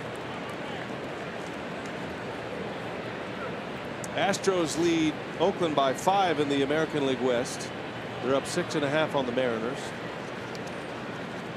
Indians are a runaway train in the AL Central. They're up 9 games on the Minnesota Twins. Cleveland's the only team over 500 in that division. Up the middle, ranging over and unable to make the play is Perez. That'll be an infield hit for DJ LeMahieu. Leadoff single in the 6th.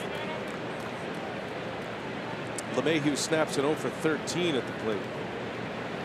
First time the Rockies have had their leadoff hitter aboard. So Freddie Peralta has been doing a good job of that tonight. And that'll bring up Arenado. And you wonder why you have Josh Hader up in a situation like this. And it's not just because he hasn't pitched since Monday. One swing of the bat and the Rockies are right back in this thing. Arenado, the National League leader in homers, and lays off that curveball. They will ask. Check to swing. Ball and no strikes on Arenado. Hit by a pitch in the first. Flew out to left field in the 4th.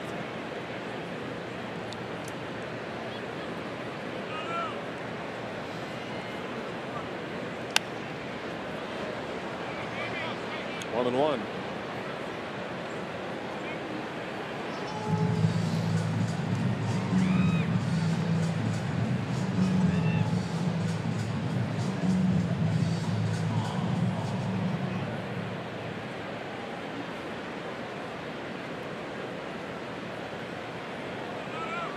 Pitch number 100. Driven down the right field line, foul. That'll slice in the seats.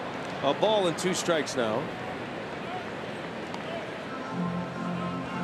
Arenado thinking he should have driven that somewhere in fair territory. Pitch out away from, a little bit up. Hit it hard, but not able to keep it in play. 100 pitches, 82 fastballs tonight for Peralta. 16 curveballs. He's thrown a couple of changeups. The 1-2 on the ground, third base. Backing up on his Shaw, out at second, throw to first in time. It's a double play. Brewers go around the horn. 5-4-3 double play to wipe out the leadoff single. There's that comfort level in the infield. Travis Shaw at third, Jonathan Scope at second. A nice double play around the horn. And a two-hopper to Shaw, and doesn't get any easier than that. A good turn by Scope. Easy double play to get Arenado by a couple of steps. Those are 2+ arms involved in that one. Shaw and Scope. Scope's got a cannon at second base. Good time for a rare ground ball for Freddie. Yeah. Peralta, a strikeout fly ball pitcher. Typically. 2 outs for Gonzalez, a swing and a miss. You know, the second ground ball the Rockies have hit.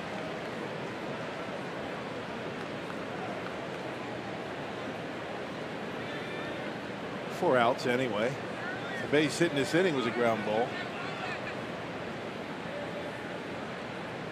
Pena wants one upstairs. And the 0-1. 1 ball, 1 strike. This will probably be the last inning for Peralta. This is a season high in pitches for him. It's a good night to stretch him out a little bit. It's been relatively stress-free. He's pitched mostly out of the windup tonight.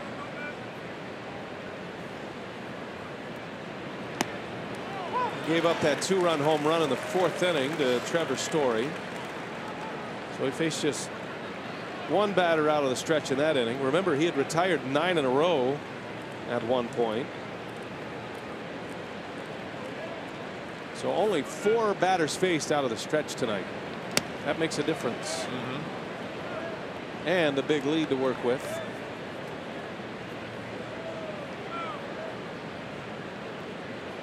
Well, for sure the lead has allowed him to try and mix his pitches a little bit more than he has in the past tonight. Change ups, curveball. Curveball has been a good pitch for him. 2-2 the count on Gonzalez. Hey, it doesn't bite. Missed with a fastball.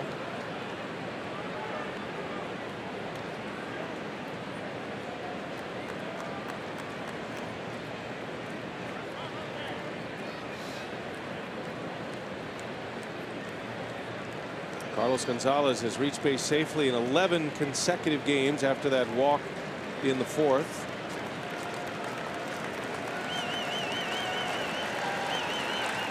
Peralta trying to put him away here. 3-2, 2 outs, 6th inning.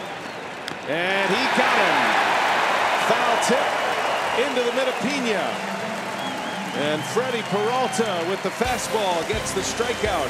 His 8th of the game. 6 innings, 2 runs, 8 punch-outs. And Freddie fastball has a chance to win yet again against Colorado.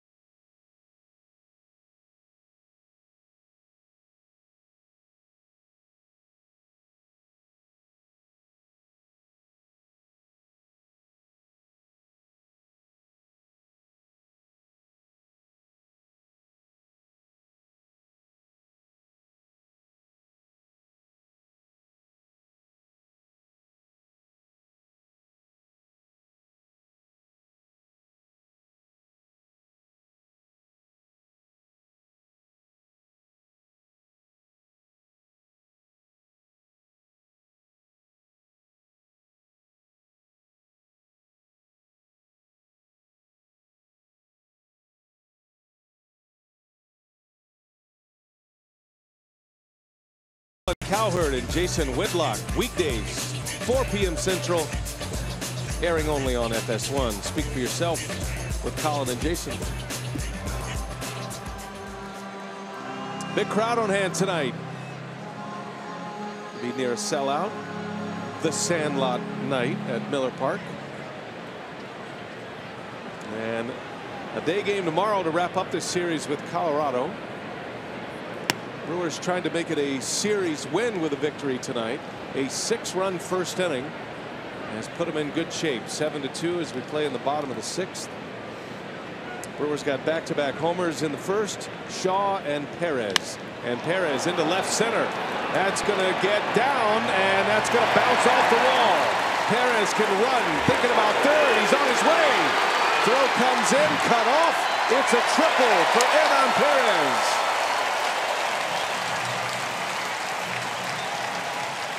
Seven total bases tonight for the Brewers shortstop. His second triple of the year. Craig Counsell picked the right guy to play shortstop tonight. Boys, he's swinging the bat well. Good balance. That's something he was working on in the offseason. Musgrave throws one right down the middle at 89 miles an hour, and he turns it around. And that good speed for Hernan, he's able to get into third base easily. There's a good start to the 6th. Maybe add on a few here. Perez with a leadoff triple in the 6th inning. Manny Pena at the plate. Chance to drive in a run. Craig Counsell already has Arcia on deck, so that'll tell you that Peralta's night is done. 6 innings, 2 runs, strikes out 8. Got a chance to win this one. And only 2 hits allowed. I was curious to see what was going on in the Brewer bullpen. Josh Hader has sat down for now. Brewers did make a transaction before the game. They placed Tyler Williams on the disabled list. He's a fly ball into shallow right center. And Perez, who's a good runner, is going to try. Here comes a throw from Blackman all the way in. Perez scores! Sac fly and an RBI for Pena. They had the right guy at third base. Not many guys are going to score on that. Blackman with a pretty good arm. All the way on the fly, not in time. Blackman getting his momentum toward home plate. Good throw, but a little bit late. Not sure why Iannetta was so far in front of home plate. I mean, that makes no sense. Perez with a great wheels, a leadoff triple, scores on the sac fly. Saves his teammate Pena an at-bat. And Pena with his 18th RBI. 8-2 Brew Crew now. And here is Arcia. First ball swinging. Off the glove of Story. That'll be a base hit. Arcia with a big turn. Wasting no time. Orlando Arcia with a single. And we talk about Freddie Peralta. All he needs to do is throw strikes. With Arcia, just make contact. Put the ball in play, get some hits, and that's all it's going to take to have him play shortstop on a daily basis.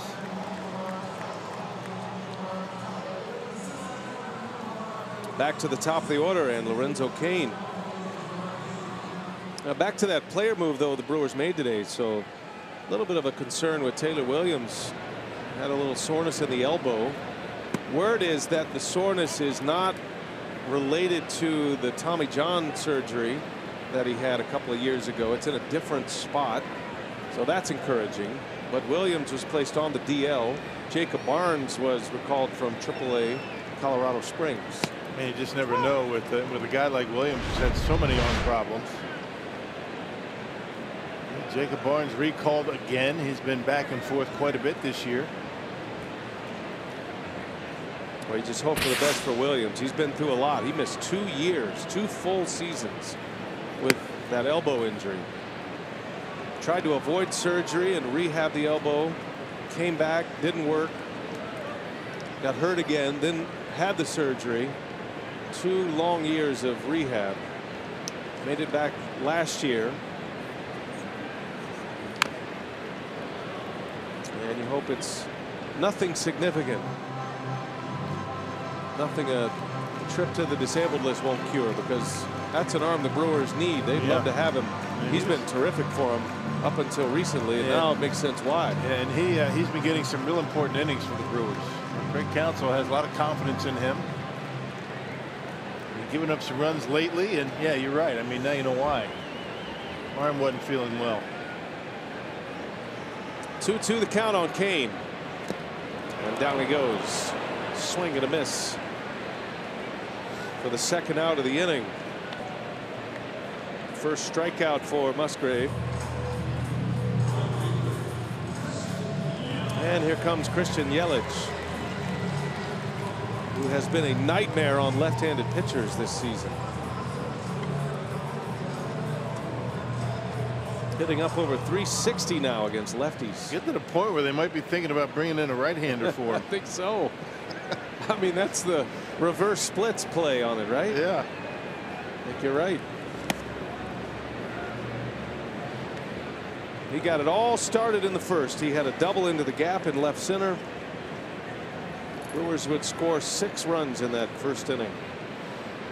Got a Ryan Braun homer in the third, and then the Manny Pena sac fly this inning. 8-2 on 9 hits. Freddie Peralta, you can close the book on him tonight. 6 innings, 2 hits, 2 runs, both earned. That 2-run homer by Story. He walked 2, he struck out 8. Hit a batter. Another excellent performance. Yelich does it again. Into the gap it goes, all the way to the wall. Arcia racing around third, going to try to score. Throw comes in. The tag, he is out at the plate. Rockies execute the cutoff and relay. And Arcia is gunned down. Give Yelich a double. His 3rd hit of the night. Brewers do get a run on a sac fly. And it's 8-2 as we go to the 7th inning at Miller Park.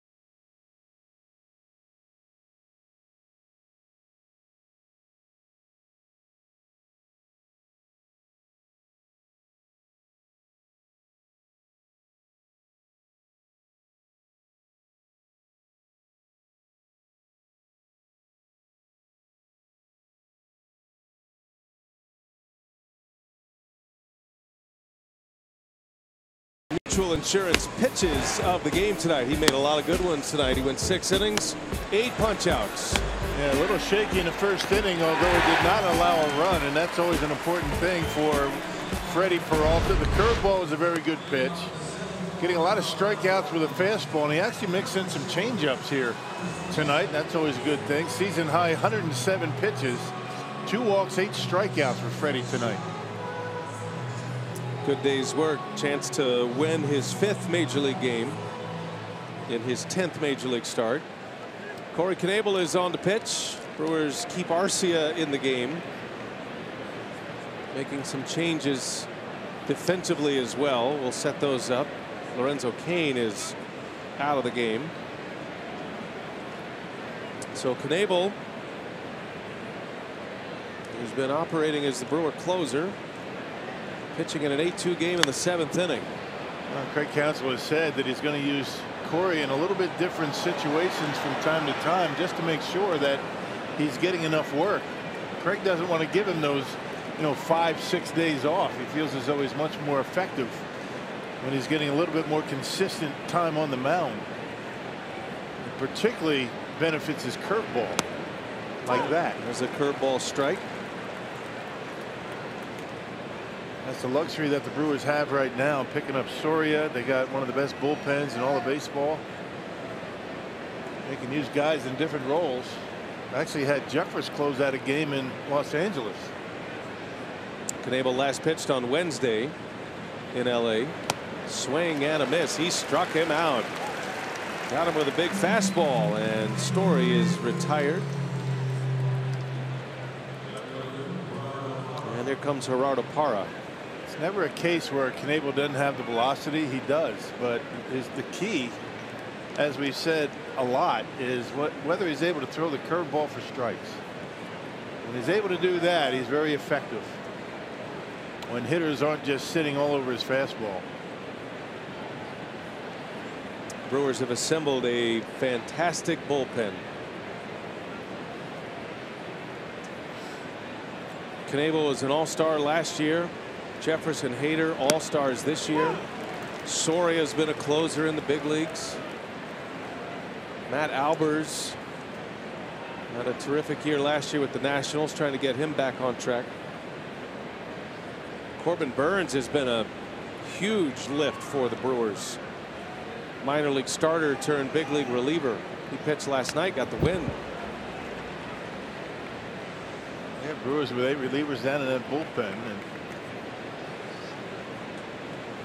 what a start for Junior Guerra last night. 8 innings, keeping the Brewers in the game.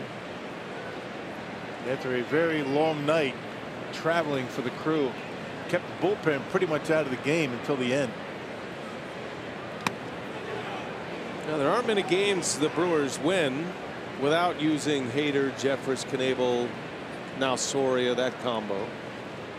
But last night the Brewers used 2 relievers, but it was Jennings for a batter, and then Corbin Burns came in to clean it up in the 9th. There's a ground ball. Scope is over, lays out. Nice play. Throws him out from his knees. Jonathan Scope showing some range at second base, out number 2. Yep, angling back, giving him a little extra time to get to that ground ball. Not a long throw from the hole over there, just able to flip it over to first base on his knees. You see the way he angles back? He makes an easy play. Once he gets the baseball, the rest is easy.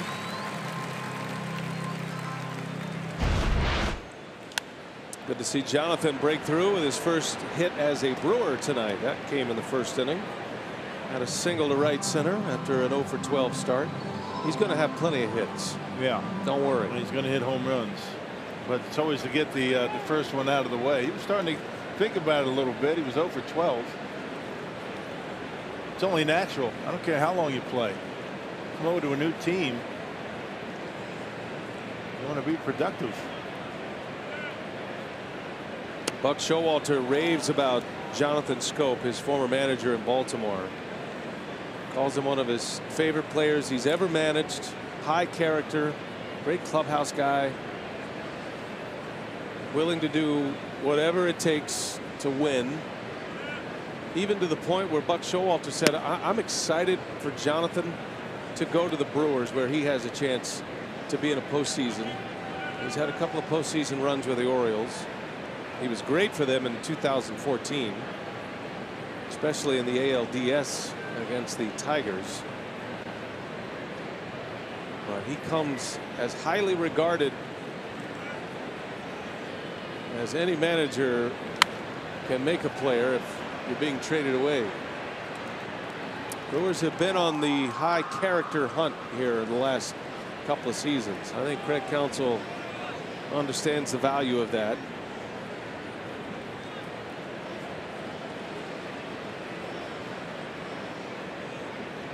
Arcia staying in after his pinch hit appearance. This defensive unit right here has got a pretty good look to it. Yeah, it does. It's Shaw at third, Shaw or Moustakas, Arcia and Scope up the middle. Scope's been playing with world-class shortstops too all these years in Baltimore, whether it be J.J. Hardy or Manny Machado this year. Desmond bounces to Arcia, and a nice inning for Knebel. 3 up and 3 down. Puts the Rockies down in order in the 7th with a K. Still 8-2 Brewers.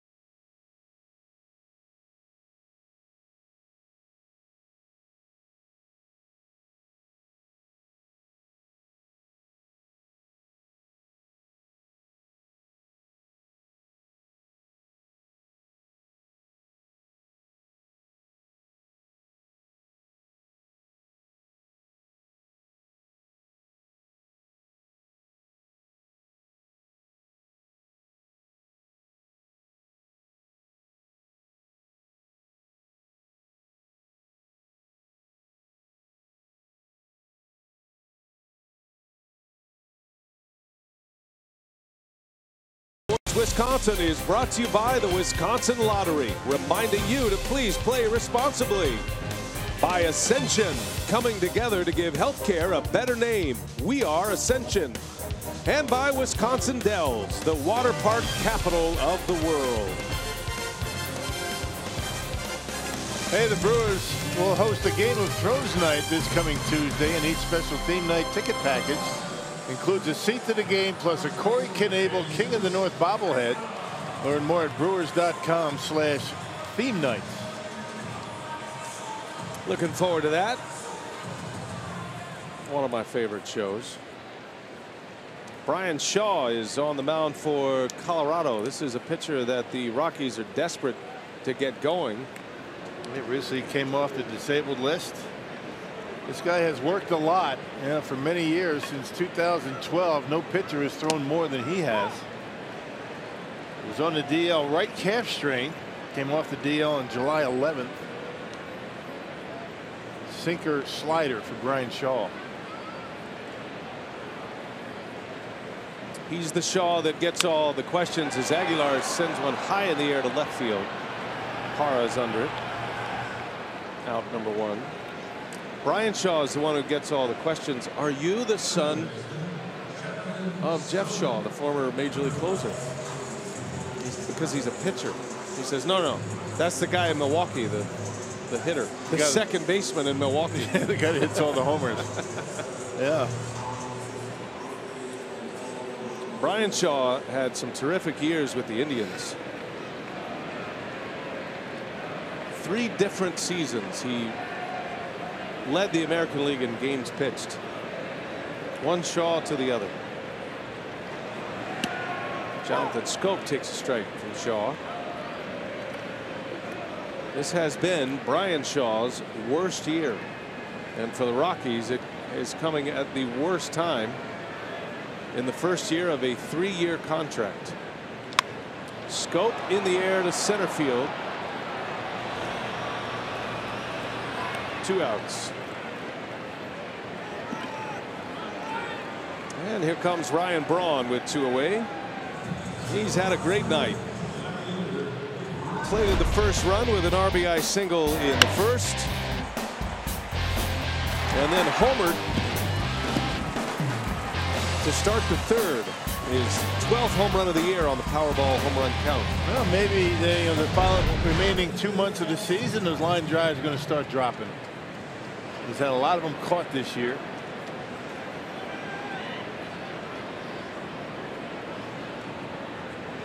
A healthy and an engaged Ryan Braun is still one of the best right-handed bats in the big leagues. Brewers need him.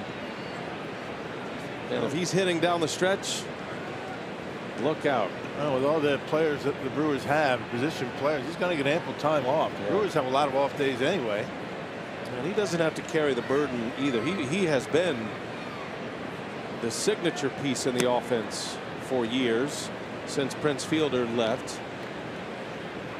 But I wouldn't say he's in a support role right now, but he's not in the lead role. It doesn't have to be. Right. And that's a good place to be if you're a hitter. Yeah, it used to be when Braun didn't hit, Brewers didn't win. Right. That's not the case anymore.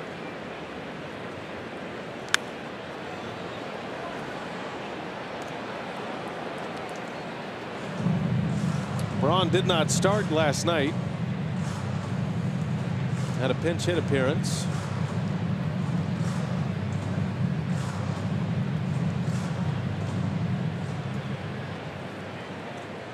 Braun's got one of those walk-off home runs this year. The Brewers have hit 4 of them. 8 walk-offs this season, 4 walk-off homers, including Eric Thames' 3-run blast last night.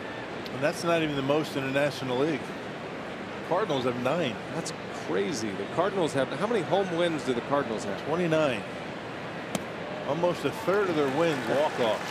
Braun draws a walk at home.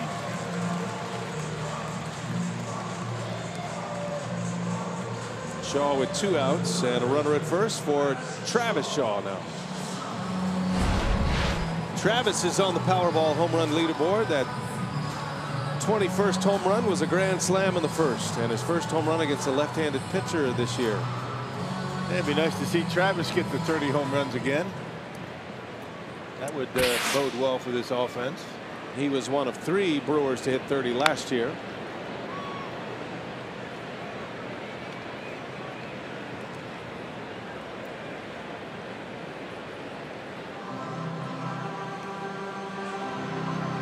Nice to give that ball up.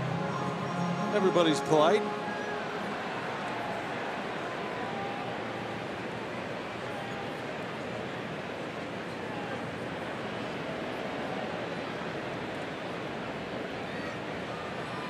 Look out. That hit him.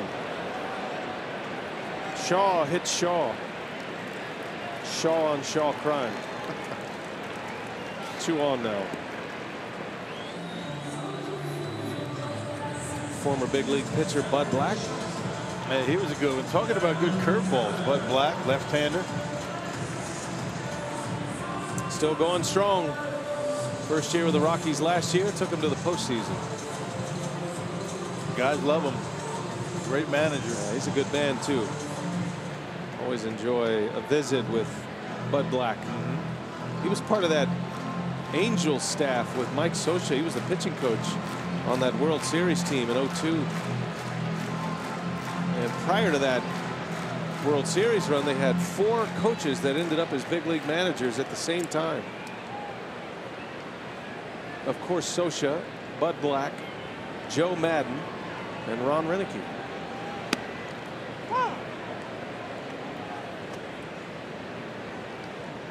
No wonder they won the World Series. Yeah, right. Great coaching. Scioscia's the longest tenured manager in the big leagues, isn't he? Yeah, you wonder how long he's going to continue to manage. Yeah.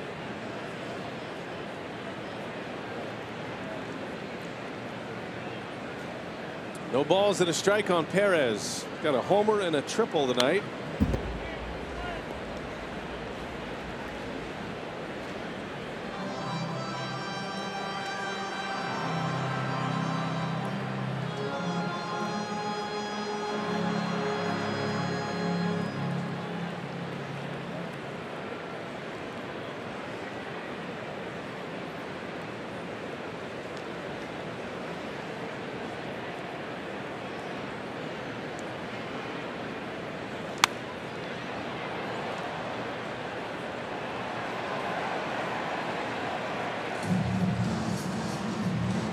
Perez with his 9th homer of the year in the first. That was a back-to-back home run scenario for the Brewers. The 6th time they've done that this year. He and Shaw went back-to-back. And then Perez with a triple and a run scored in the 6th inning. Had a leadoff triple in the 6th.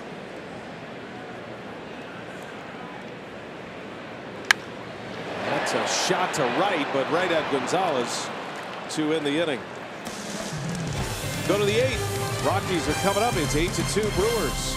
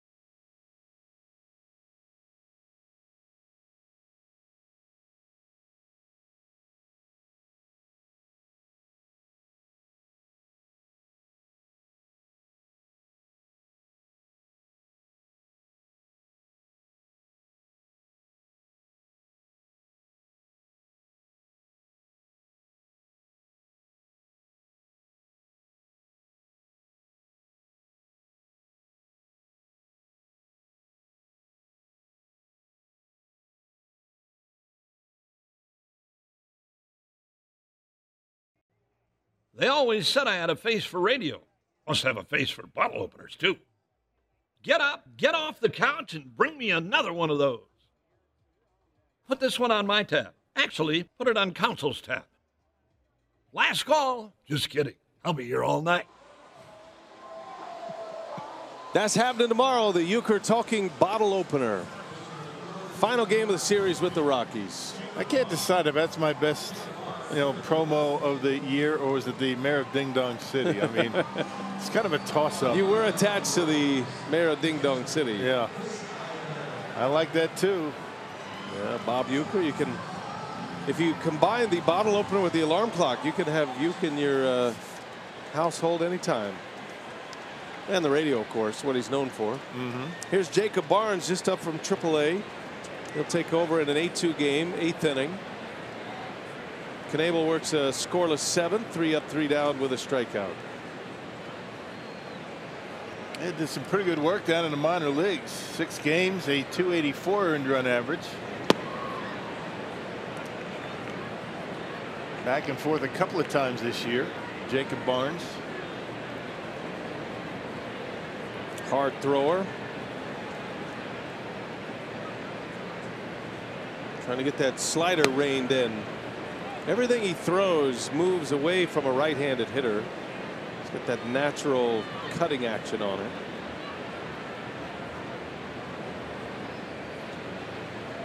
(2-0) to Chris Iannetta, 8th place hitter. Brewers are trying to keep pace with the Cubs, who won earlier today. The Padres have been playing the Cubs pretty tough in this series. Back-to-back 5-4 finals. Cubs won the first 2. Cubs had a 5-run second inning today, and that's all they would need. Padres actually hung in there and made it close. Scored 3 in the 4th. They added 1 later, but they couldn't quite get over the hump. Anthony Rizzo and Kyle Schwarber with home runs. Part of that 5-run second inning today at Wrigley.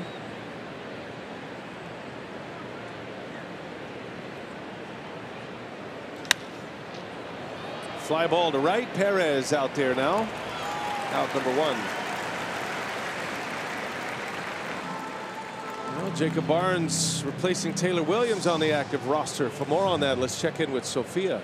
Yeah, Jacob Barnes had been optioned to AAA when the Brewers acquired Joakim Soria, so he pitched just twice with the Sky Sox. Then since then, most recently on Thursday night, 1 inning at Reno, so he made the trip from Reno here to Milwaukee, got to the ballpark here about 3:30 in the afternoon, and a look there at Taylor Williams. Craig Counsell said before the game that Williams had reported some soreness after his last inning against the Dodgers. So he said just considering the factors of the usage this season, his injury history, as you said, with the Tommy John, and his innings last year as well, they felt that he just needed a break. He was feeling some tightness in that elbow, so he's going to do treatment the next few days, get some rest, and Craig Counsell and Taylor Williams both said they didn't think it was anything significant and not related to the previous Tommy John surgery. So just needs a break right now to get some of that soreness out. Yeah, it's a lot easier to do that now with the 10-day disabled list. Anytime a guy that's had that many arm problems.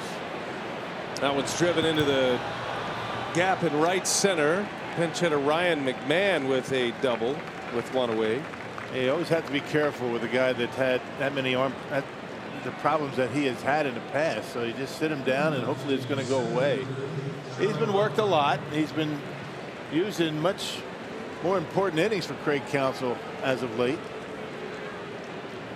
I tell you, when you look at Craig Counsell in a game, you would never know if he was down, 21-5, or he was up 8-2. He's got that same look on his face, very consistent.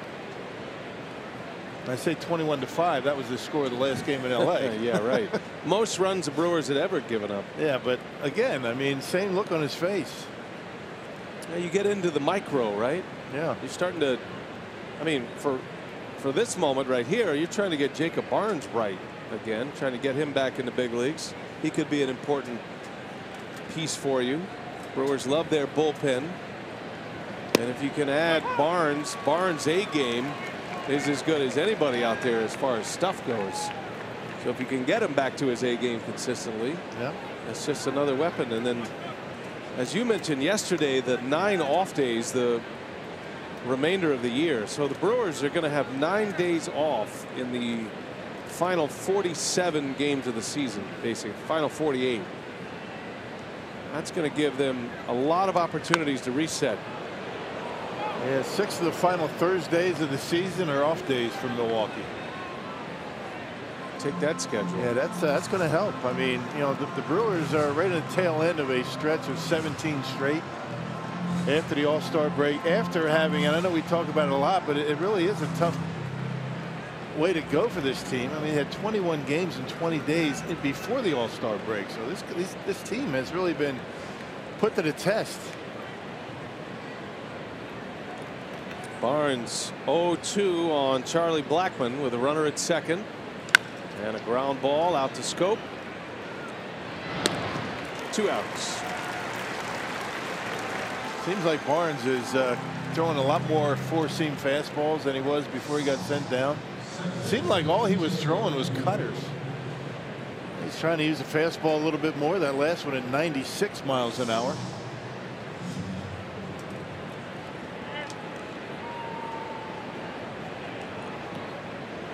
He's pitched well in AAA on the few occasions he's been back. Given up only 2 earned runs in 6 1/3 innings across 6 games at the AAA level. 3rd stint with the Brewers now.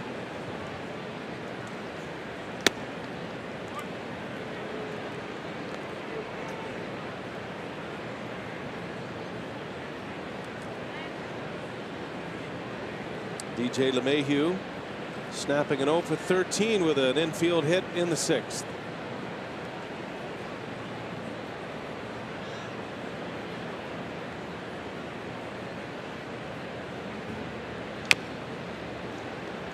Jacob Barnes got the first save of the season in a comeback win, opening day victory over the San Diego Padres. That was a 12-inning win. Good way to start the year.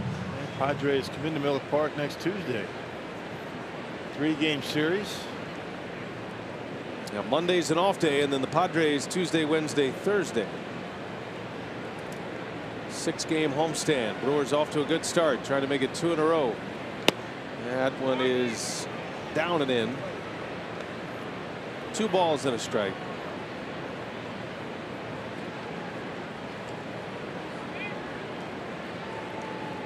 Brewers are 15 games over 500 currently. Game and a half back of the Cubs, 3 back of the Cubs in the loss column.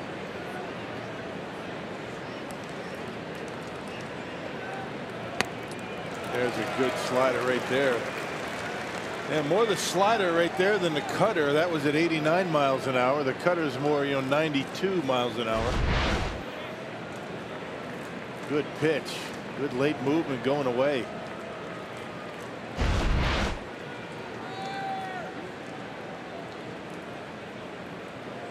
Pena wants a fastball. Runner at third, 2 outs. 2-2 pitch. Little chopper. Barnes got to hustle it over to first. Fires in time. Aguilar reaches across to make the catch. Had the base runner barreling in on him. Nice play on both ends. Barnes with a scoreless inning.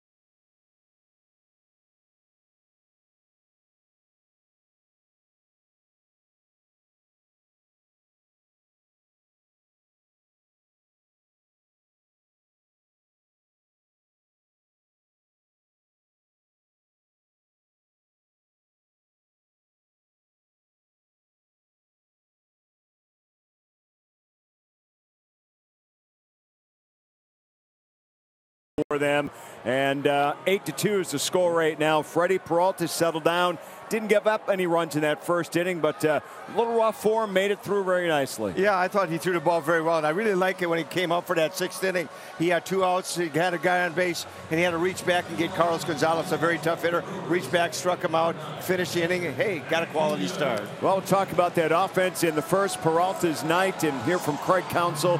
Sophia will also have interviews on the field as well. We'll get you set for Game 3 of this series coming up Sunday afternoon. Freighter and the Medical College of Wisconsin. Brewers Live postgame show coming up in moments, B.A. All right, thanks a lot, Craig and Augie. Looking forward to that. Jake McGee, another big name relief pitcher that the Rockies are trying to get turned around. He has had a rough season. Yeah, look at the ERA, near 7. Hard-throwing lefty.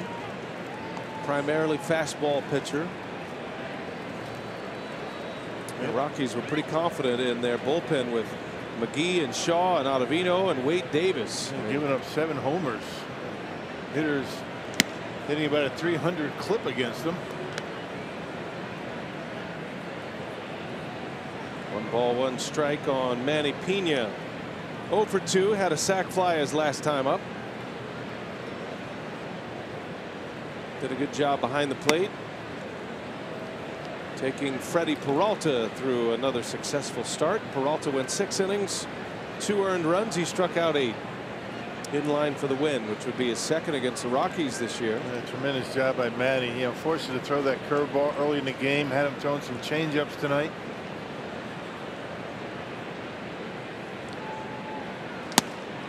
A strikeout to start the inning.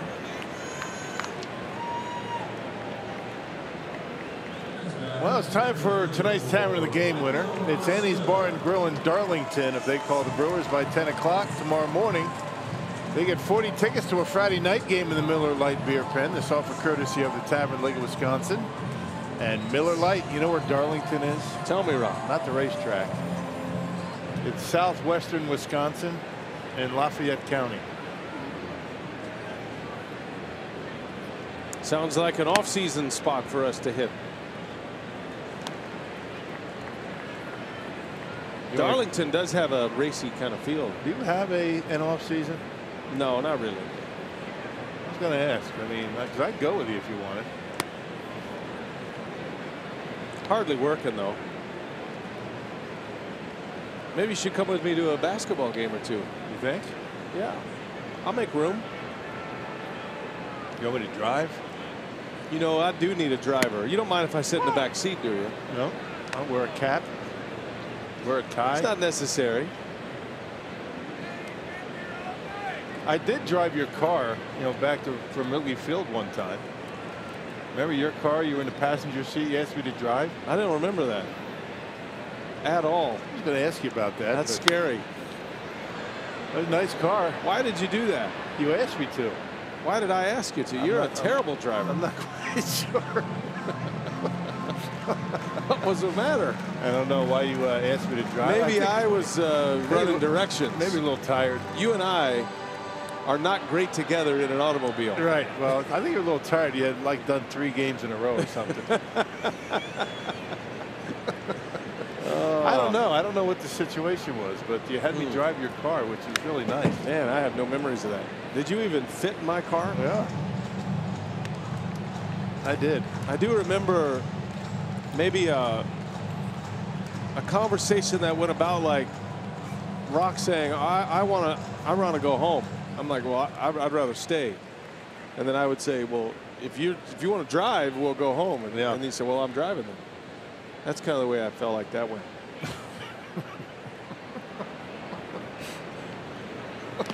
Just swing and a miss. RC is down on strikes. Did we make it home okay? Apparently. We're here, aren't we? Yeah, it was a nice car. I remember it was like a little SUV. Maybe not. Did we listen to radio or did we continue our friendly banter? You know what I think it was? I think you had a family member in the back seat. You wanted to converse with. You wanted me to drive. Did I sit in the back seat? I think Paco was with us. It's Mike Moustakas pinch hitting here in the 8th inning. I'm just saying that I have driven for you before. Okay. You're not my first choice. Even when we walk together back to the various hotels around the league, if we decide to walk back, it's rare that we walk A to B. There's usually at some point somebody's lost. Make a wrong turn. And we've got to retract. You know, that I will agree to. Got to ask the guy in the pizza stand. Bad sense of direction. 3 up, 3 down inning. We're headed for the 9th. Brewers trying to finish off the Rockies tonight. They lead 8-2.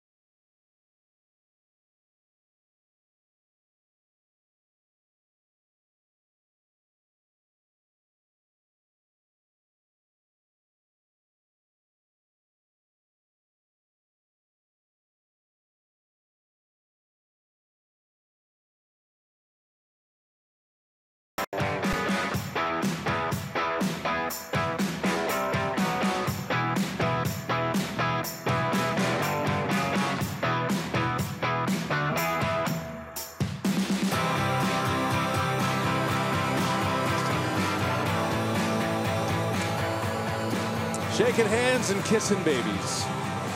Brewers are having some fun tonight. 6-run first inning. Added runs in the third, and the sixth, Ryan Braun with a home run. Has a couple of RBIs. Travis Shaw with a grand slam. Hernan Perez went back-to-back with Shaw in the first inning. And now we're headed for the ninth. 8-2 Milwaukee. Matt Albers trying to get his season back on track. He'll have this ninth inning. He'll face Nolan Arenado to start it. Yeah, he was so good for so long, but his last handful of outings have not gone very well. Since coming off the disabled list, he has not been able to, get too many outs, giving up some runs. That earned run average up near 6. And that happened very quickly. We'll see if Albers can find it. He said he feels like he's close. He's trying to find his fastball, his power sinker that he has. And you have to trust him. He has been down before, and he has been great in the big leagues. He's seen all levels of pitching at the major league level. So certainly not a guy you quit on, because he has come back from the depths a few times in his big league career. The problem for him is that he's not getting sink and he's getting too much of the play. That's not a good combination. He's got that slider to go with it. No balls, 2 strikes on Arenado, who is 0 for 2 tonight. Bounced into a double play in the 6th. That was Peralta's last inning. Freddie Peralta is in line for his 5th win. 6 innings, 2 runs, struck out 8. And looking for his 2nd win against Colorado this season. That memorable debut he had with 13 Ks. 1-2 pitch, ground ball right to Aguilar. He's the only man over there. He'll take it himself. And out, number 1 for Albers. That's a good breaking pitch there. And by the way, Rock, we have a new member of the Brewers TV family. Welcome, Nola Rose Stewart. Pride and joy of James and Marisa. Congratulations to James and Marisa. James is one of our producers, pre and post game producers, among many hats he wears for the Brewers and Fox Sports Wisconsin. I understand everybody's doing well, mom and baby. And James. Early morning arrival, 5:22 a.m. So welcome to the family, baby Stewart. Strike 2 Gonzalez with 1 out in the 9th. Brewers have 8 runs on 10 hits. Yelich with a 3-hit game. All 3 of those hits against lefties. 2 doubles and a single. Continues to lead the league in batting. Shaw with that grand slam in the first. Shaw, Perez, and Braun with homers.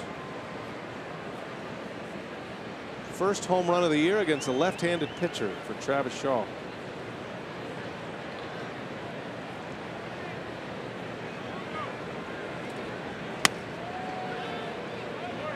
And the Brewers trying to go Knebel, Barnes, and Albers to the finish line. Yep, and looking to go 5-1 this year against the Rockies.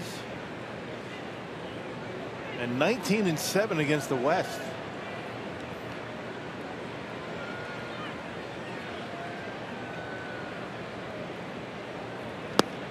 Two and two. A couple of changeups that he's dropped on Carlos Gonzalez. Pretty good ones too.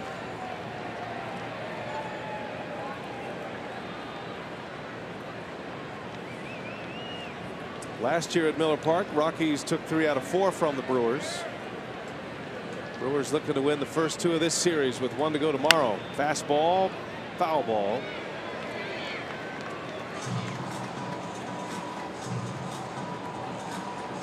Two years ago, the Brewers swept the Rockies at Miller Park.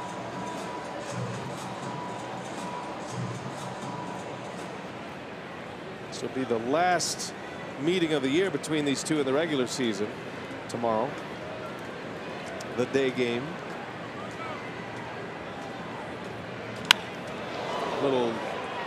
shot up the middle for Gonzalez, a base hit.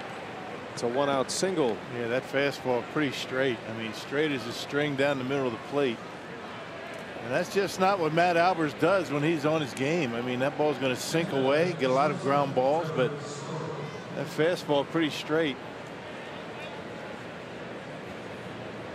So a man on with one away for Trevor Story. Brewers are going to send up a left-hander tomorrow, Wade Miley. He has been excellent since coming back from the DL for Milwaukee. Really good his last time out against the Dodgers. Yeah, Brewers split that series with Los Angeles, 2-2. Miley is 2-1 with a 1.53 ERA for Milwaukee this year. 2 trips to the DL. The last one, the oblique injury. He'll make his 7th start tomorrow, Wade Miley. First against Colorado.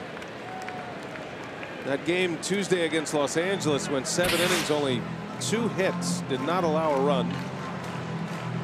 Brewers are 4-2 and Miley starts this year. Miller Lite, what's on tap? John Gray is on the mound for Colorado tomorrow. Yeah, Miley won a game against the Dodgers. They 1-0 victory. 7 innings of no-run baseball for Wade.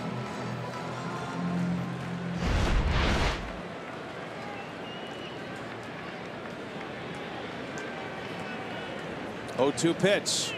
Story able to lay off. Brewers will enjoy an off day Monday and then the Padres for 3 starting Tuesday.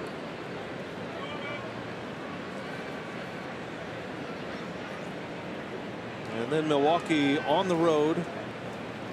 3-city trip. Atlanta, Chicago to play the Cubs, and then St. Louis.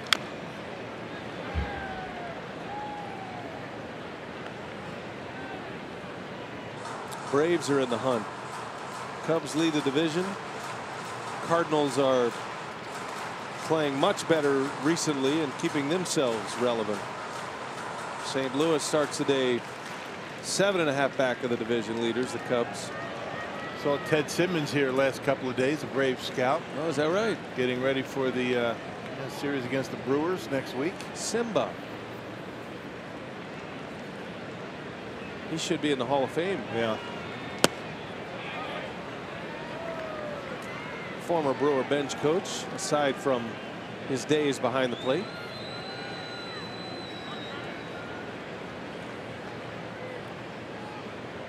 So we've had Ted Simmons here, Pete Vukovich, both scouts. It's an '82 reunion. Yeah.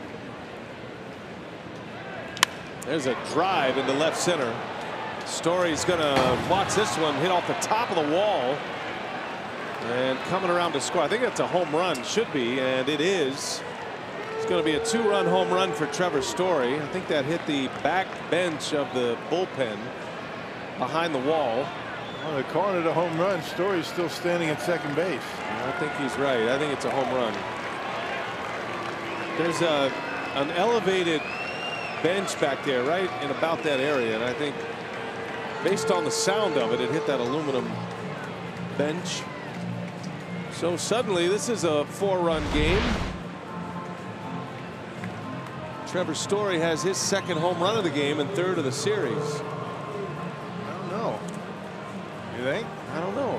Good. Now that I've seen it, I mean, it didn't look like it disappeared over that wall. There's definitely a metal piece back there. I'm not sure if that actually went out of the ballpark. I don't know. You see, you got the pad, and then you got part of the wall behind the pad. Maybe it hit there and came back in, but I think here at Miller Park, the ground rule is it has to clear. It has to go out over everything, right? So they will challenge this. It doesn't look as though that baseball went over the fence, hit something beyond the fence, and came back in. Yeah, you're right. This didn't look like it. Check it out. You never see the ball disappear. It hits the lip right there above that padding and comes back into play. Well, they're going to call it a home run. Really? That's a first. here at Miller Park. So a 2-run home run for Trevor Story. He's got 4 RBIs tonight, responsible for all 4, and Matt Albert's woes continue. 1 out, 8-4 game. Last thing Craig Counsell wants to do is have to bring in somebody to try to close this game. There's a bunt by Parr. It's a good one. Albers jumps on it. Throw to first is late. Rockies aren't dead yet. 8-4, 1 out in the 9th, and now a man on. Joakim Soria getting loose. And more importantly, you get ever so close to having to deal with the top of this batting order again. Number 7 hitter coming up. Only 1 out.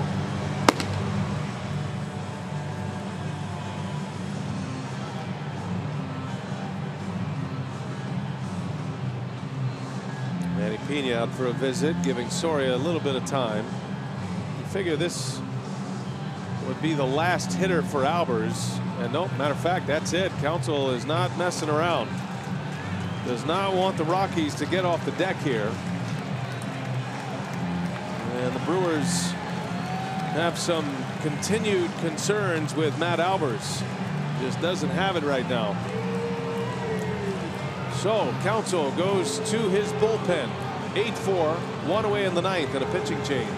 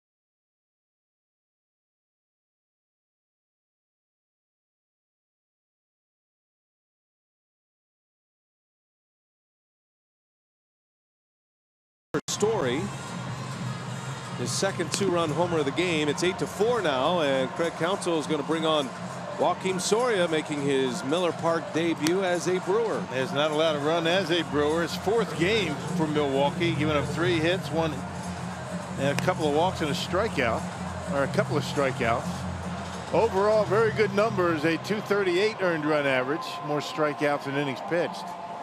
Does a very good job so far this year keeping the baseball in the ballpark.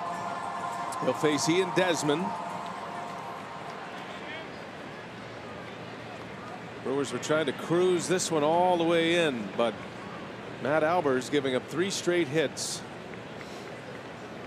And now it's Soria.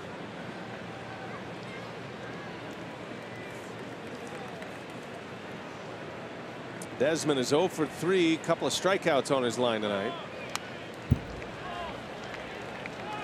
This Rockies team has plenty of pop up and down their lineup. Yeah, you just don't want to get to the top of this order again.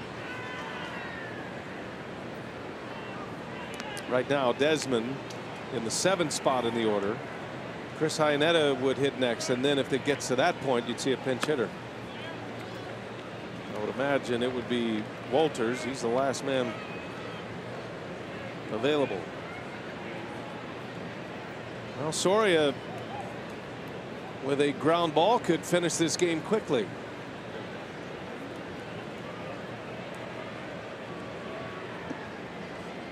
1 ball, 1 strike to count on Desmond.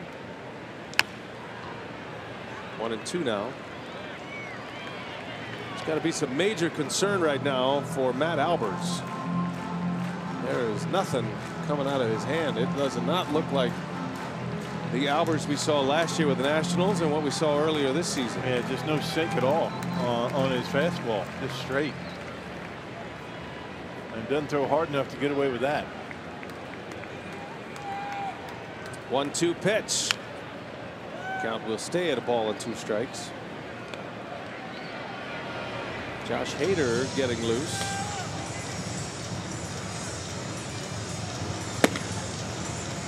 If it gets to that 9 spot in the order, Bud Black's play would be a left-handed batter.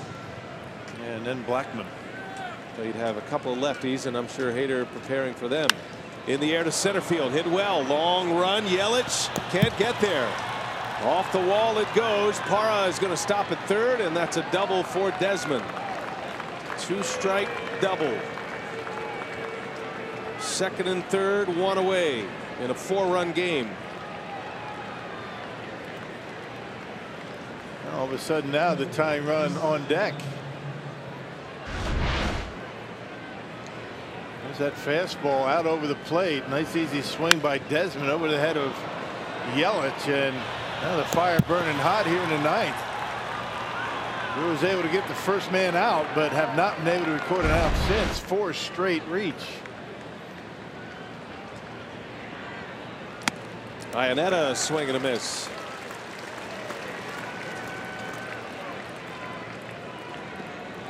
Tying run is on deck.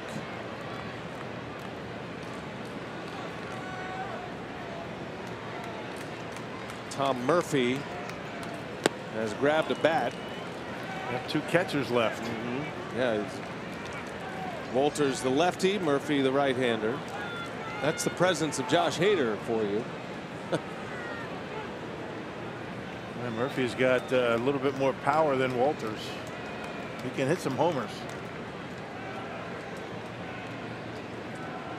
Second and third. 2-1 to count.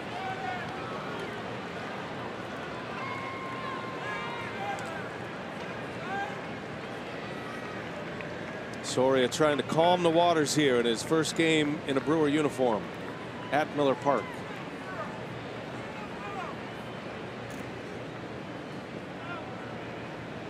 Brewers got him from the White Sox. Was tremendous in relief with Chicago.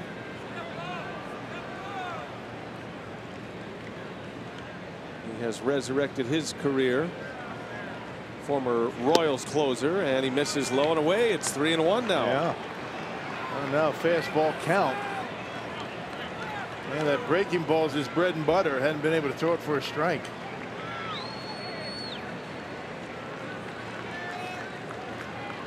Well, this is about to get very interesting if Iannetta reaches. 3-1. Outside ball 4. Bases loaded. Rockies bring the tying run to the plate. My goodness. 2 runs are in. They're loaded up for Tom Murphy, who was the starter behind the plate last night. And now, barring a double play, Charlie Blackmon will hit in this game.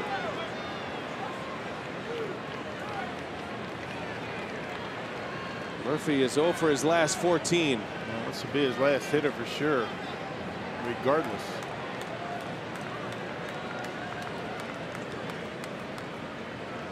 Soria needing a ground ball. Murphy a swing and a miss.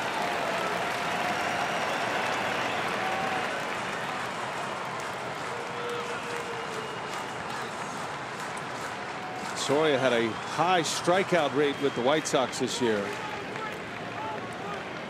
One of the highest strikeout rates of his career. He was averaging over 11 Ks per 9 innings.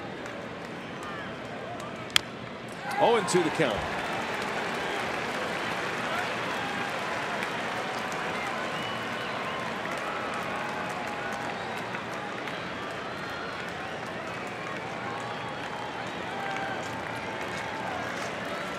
Five consecutive base runners for Colorado. Brewers were in cruise control until this ninth. Soria deals and a swing and a miss. He struck him out. Out number 2. You got to figure Josh Hader's coming into the game now. Here comes Craig Counsell.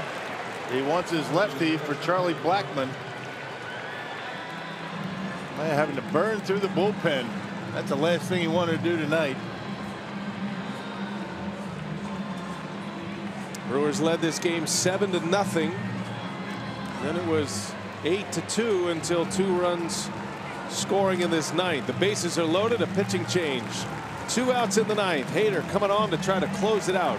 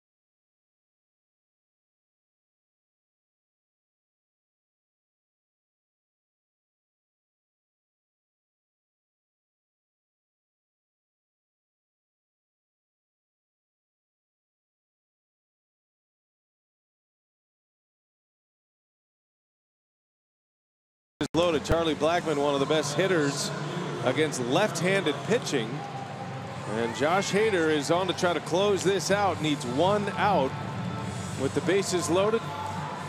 Hader against Blackmon. It's the same situation for Josh. Blackmon, a .304 hitter against lefties. But Josh Hader has only allowed 4 base hits against left-handed batters. Lefties are 4 for 61. 36th appearance for Hader, that 134 earned run average. Going to have to earn a 1-out save here. This guy's a good hitter.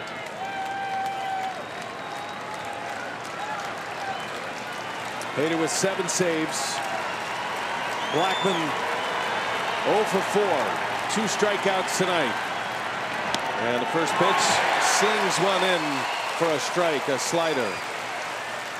All-star against all-star right here.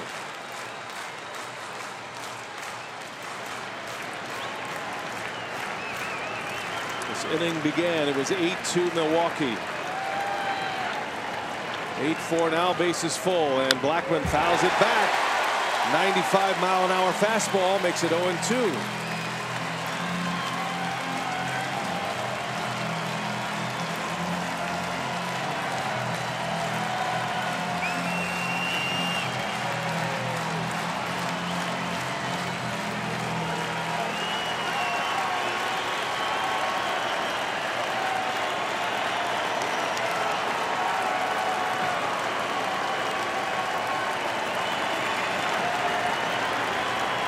Hader set, the 0-2.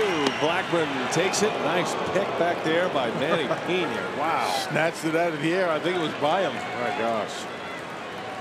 That saves a run. One of Hader's best fastballs, 96. Check that out. That was almost to the screen. I think it was just running inside. Pena is an excellent receiver. He doesn't catch many like that. That gives you an idea of Hader's stuff.